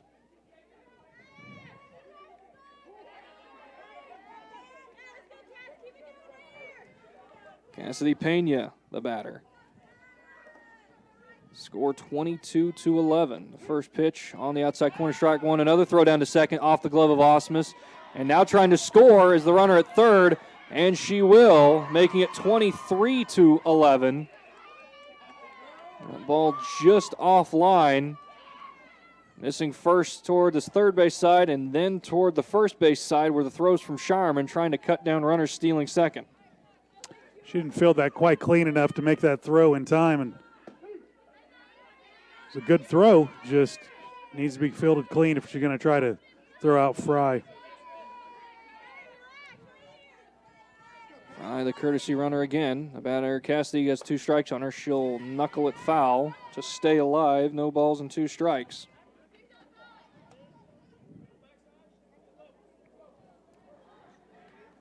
(23-11), top of the 5th. Robinson winds, deals as the ball looped over the third baseman and the shortstop. Fry will be waved around, and Cherry has a hard time picking it up, but only staying at first is Pena on the single. 24-11 the score now.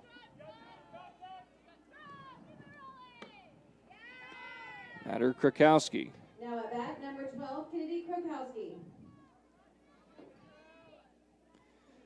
When it rains, it pours is the old adage, and it is just an absolute nightmare right now.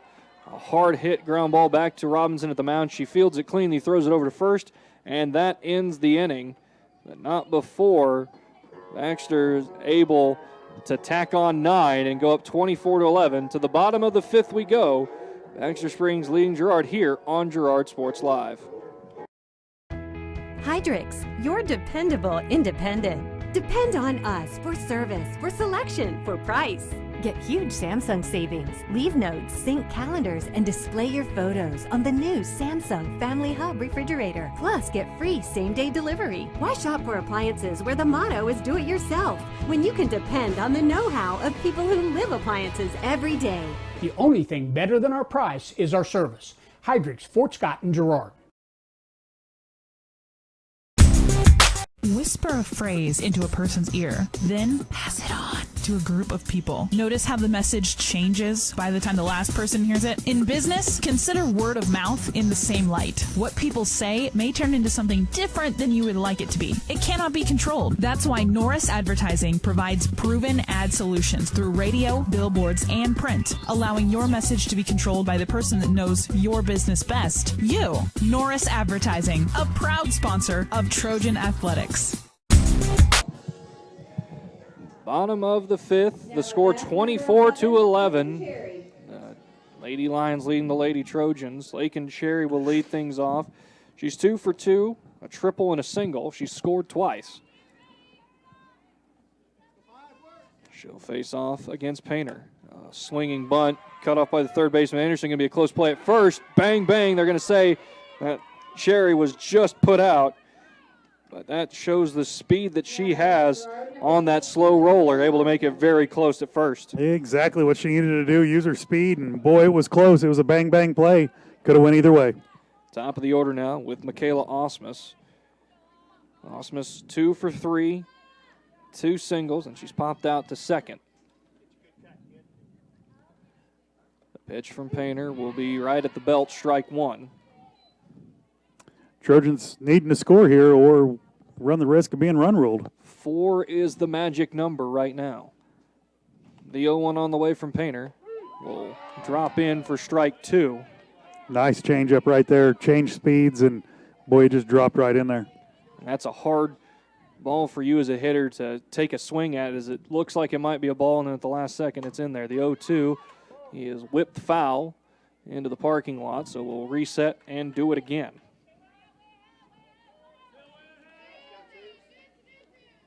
Defense straight up for Baxter on Osmus, respecting her bat control. 0-2, breaking low and away. Ball 1. Good eye and plate discipline by Michaela Osmus. Yeah, laying off that off-speed pitch, boy, it looks huge coming right at you, and then it just dies. 1-2. That one will slide left to right and slide out of the zone. Ball 2. Try with the soft off speed, then go with the hard off speed. See if you can get the swing there. No dice.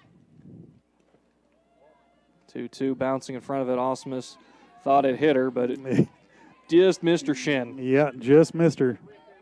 So now the count is full. 3 balls and 2 strikes. She's doing everything she can to reach base. Keep the game going. She'll ground it to the shortstop, Pena, and it gets through Pena's legs. Underhill, though, will pounce on it and just keep it to a 1-base error. And Osmus is on with 1 out. Marcy Heatherly. Center fielder Marcy Heatherly will stride in, the right-hand hitter. Having a pretty good game thus far with 2 hits, one of them being an RBI triple. That was way back in the 3rd inning. She eventually came around to score on the error committed by Krakowski. The 0-1 load, 1 ball, 1 strike.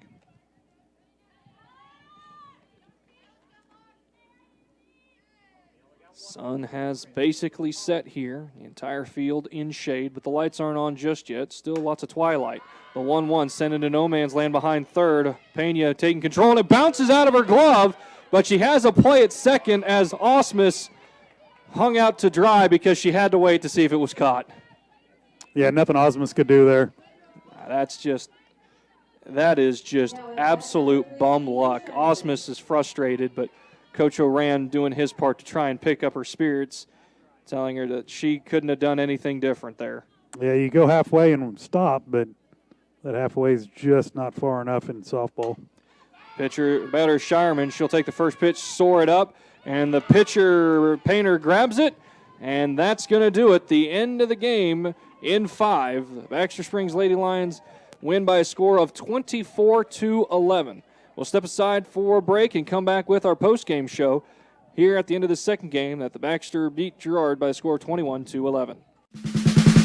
Your local Farmers Insurance agent in Girard is Leah Smith. Leah is excited to bring more than 10 years industry experience in both Kansas and Missouri back to her hometown. Her straightforward and personalized approach will help you better understand your coverage options, whether it's auto, home, renters, business insurance, and more. Give Leah Smith a call today at 620-670-4590. Leah Smith Agency, Farmers Insurance, proudly serving our community and cheering on the Trojans.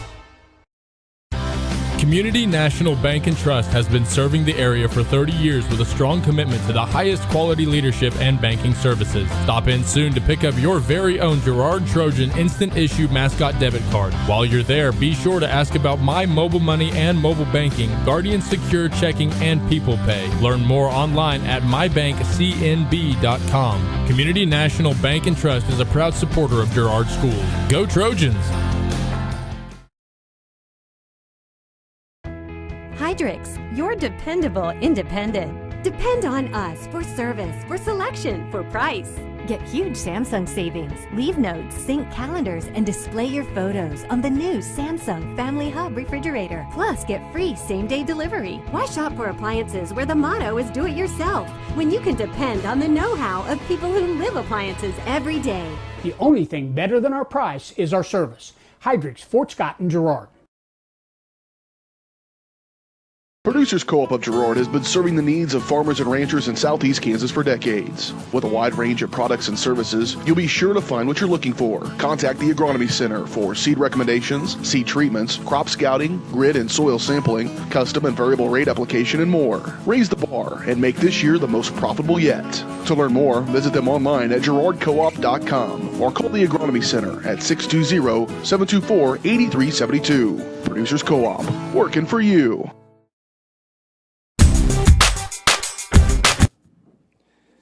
Welcome to the post-game show brought to you by Lee Smith Agency Farmers Insurance, bringing 10 years of industry experience back to her hometown. Call 620-670-4590.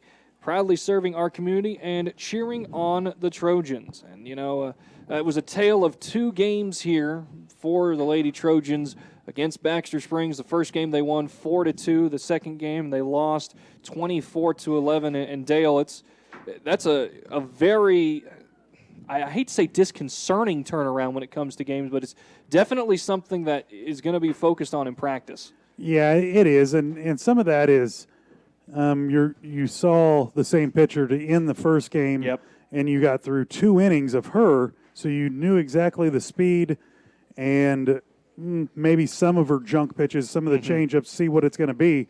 And then when Robinson falls behind in the count and has to come back over the plate, they sat there and waited on it. Would they have 2 home runs in that game? They had, as I look at my stats here, 1, 2, yes, 2 home runs. No, 2 home runs. All of them, both of them by Peyton Landis, and they were 3-run shots. 1 in the first, 1 in the fifth. Yeah, and that's some of that, and it's some of a freshman catching too much elevated. But you know what? For a freshman, she's doing a great job. She plays a great outfield, comes in to pitch for us when we needed her, and we'll turn around. We'll see this Baxter Springs team again probably late in the season, or if not in the playoffs.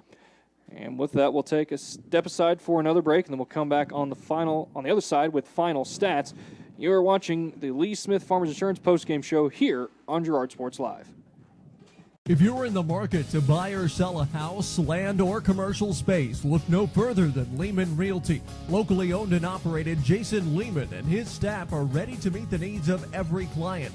When it comes to your listing, you can trust that Lehman Realty will take the time to get to know you and your property.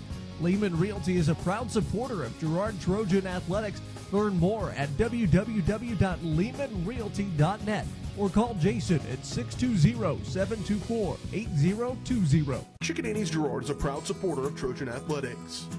Chicken Annie's of Girard serves up the area's best fried chicken and a whole lot more. Check out their weekly specials like chicken and noodles on Wednesdays, Thursday nights kids nights, and Friday boneless wings. Oh, and don't forget about those delicious homemade pies. Stop in or enjoy their mouth-watering favorites at home with carry-out and catering available. Chicken Annie's Girard, continuing a Southeast Kansas tradition. Learn more at chickenanniesgirard.com or call 620-724-4090. McClellan Sanitation is a proud supporter of the Girard Trojans. McClellan Sanitation is also proud to have been serving Girard and the surrounding area for decades. McClellan Sanitation offers residential, commercial, and roll-off services. As a locally owned and operated company, owners Dave and Candy McClellan and their employees are dedicated to providing the highest quality customer service. To learn more, call McClellan Sanitation at 620-724-8486. McClellan Sanitation wishes the Girard Trojans the best of luck this season. Crawcan Telephone Cooperative has been serving Girard in southeast Kansas for 65 years. In 1952, we helped our members connect with each other using telephone lines. Today, we connect our members with the entire world using fiber optics. While the technology has changed, our commitment to deliver it to our members has not. Check us out on the web at ckt.net.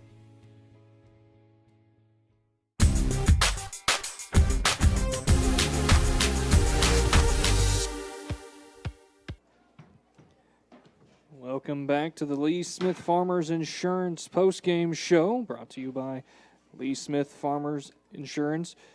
As I said, bringing 10 years of industry experience back to your hometown. Call 620-670-4590. Proudly serving our community and cheering on the Trojans. Final stats of this game are brought to you by Bender on 7. Everyone's headed to Bender for another great post-game celebration. Grab your friends and head to the Bender for a late-night snack and fun. Bender on 7, Girard's new favorite hangout.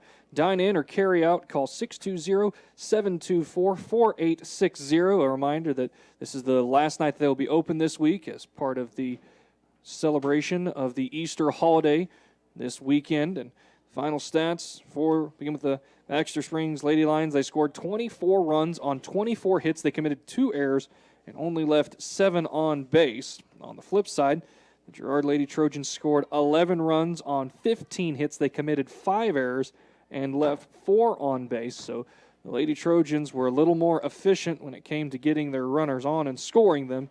However, it was not enough to get them the victory tonight. They do pick up their first CNC victory, winning Game 1 of this doubleheader 4-2. And, you know, Dale, as we wrap this show up, what can you say that are positives from these 2 games building forward as they get closer and closer to postseason? Well, there's no question that we're hitting the ball well. You know, even though we did get run ruled, we came back, we scored 5 runs in one inning, we scored 6 runs in the other inning.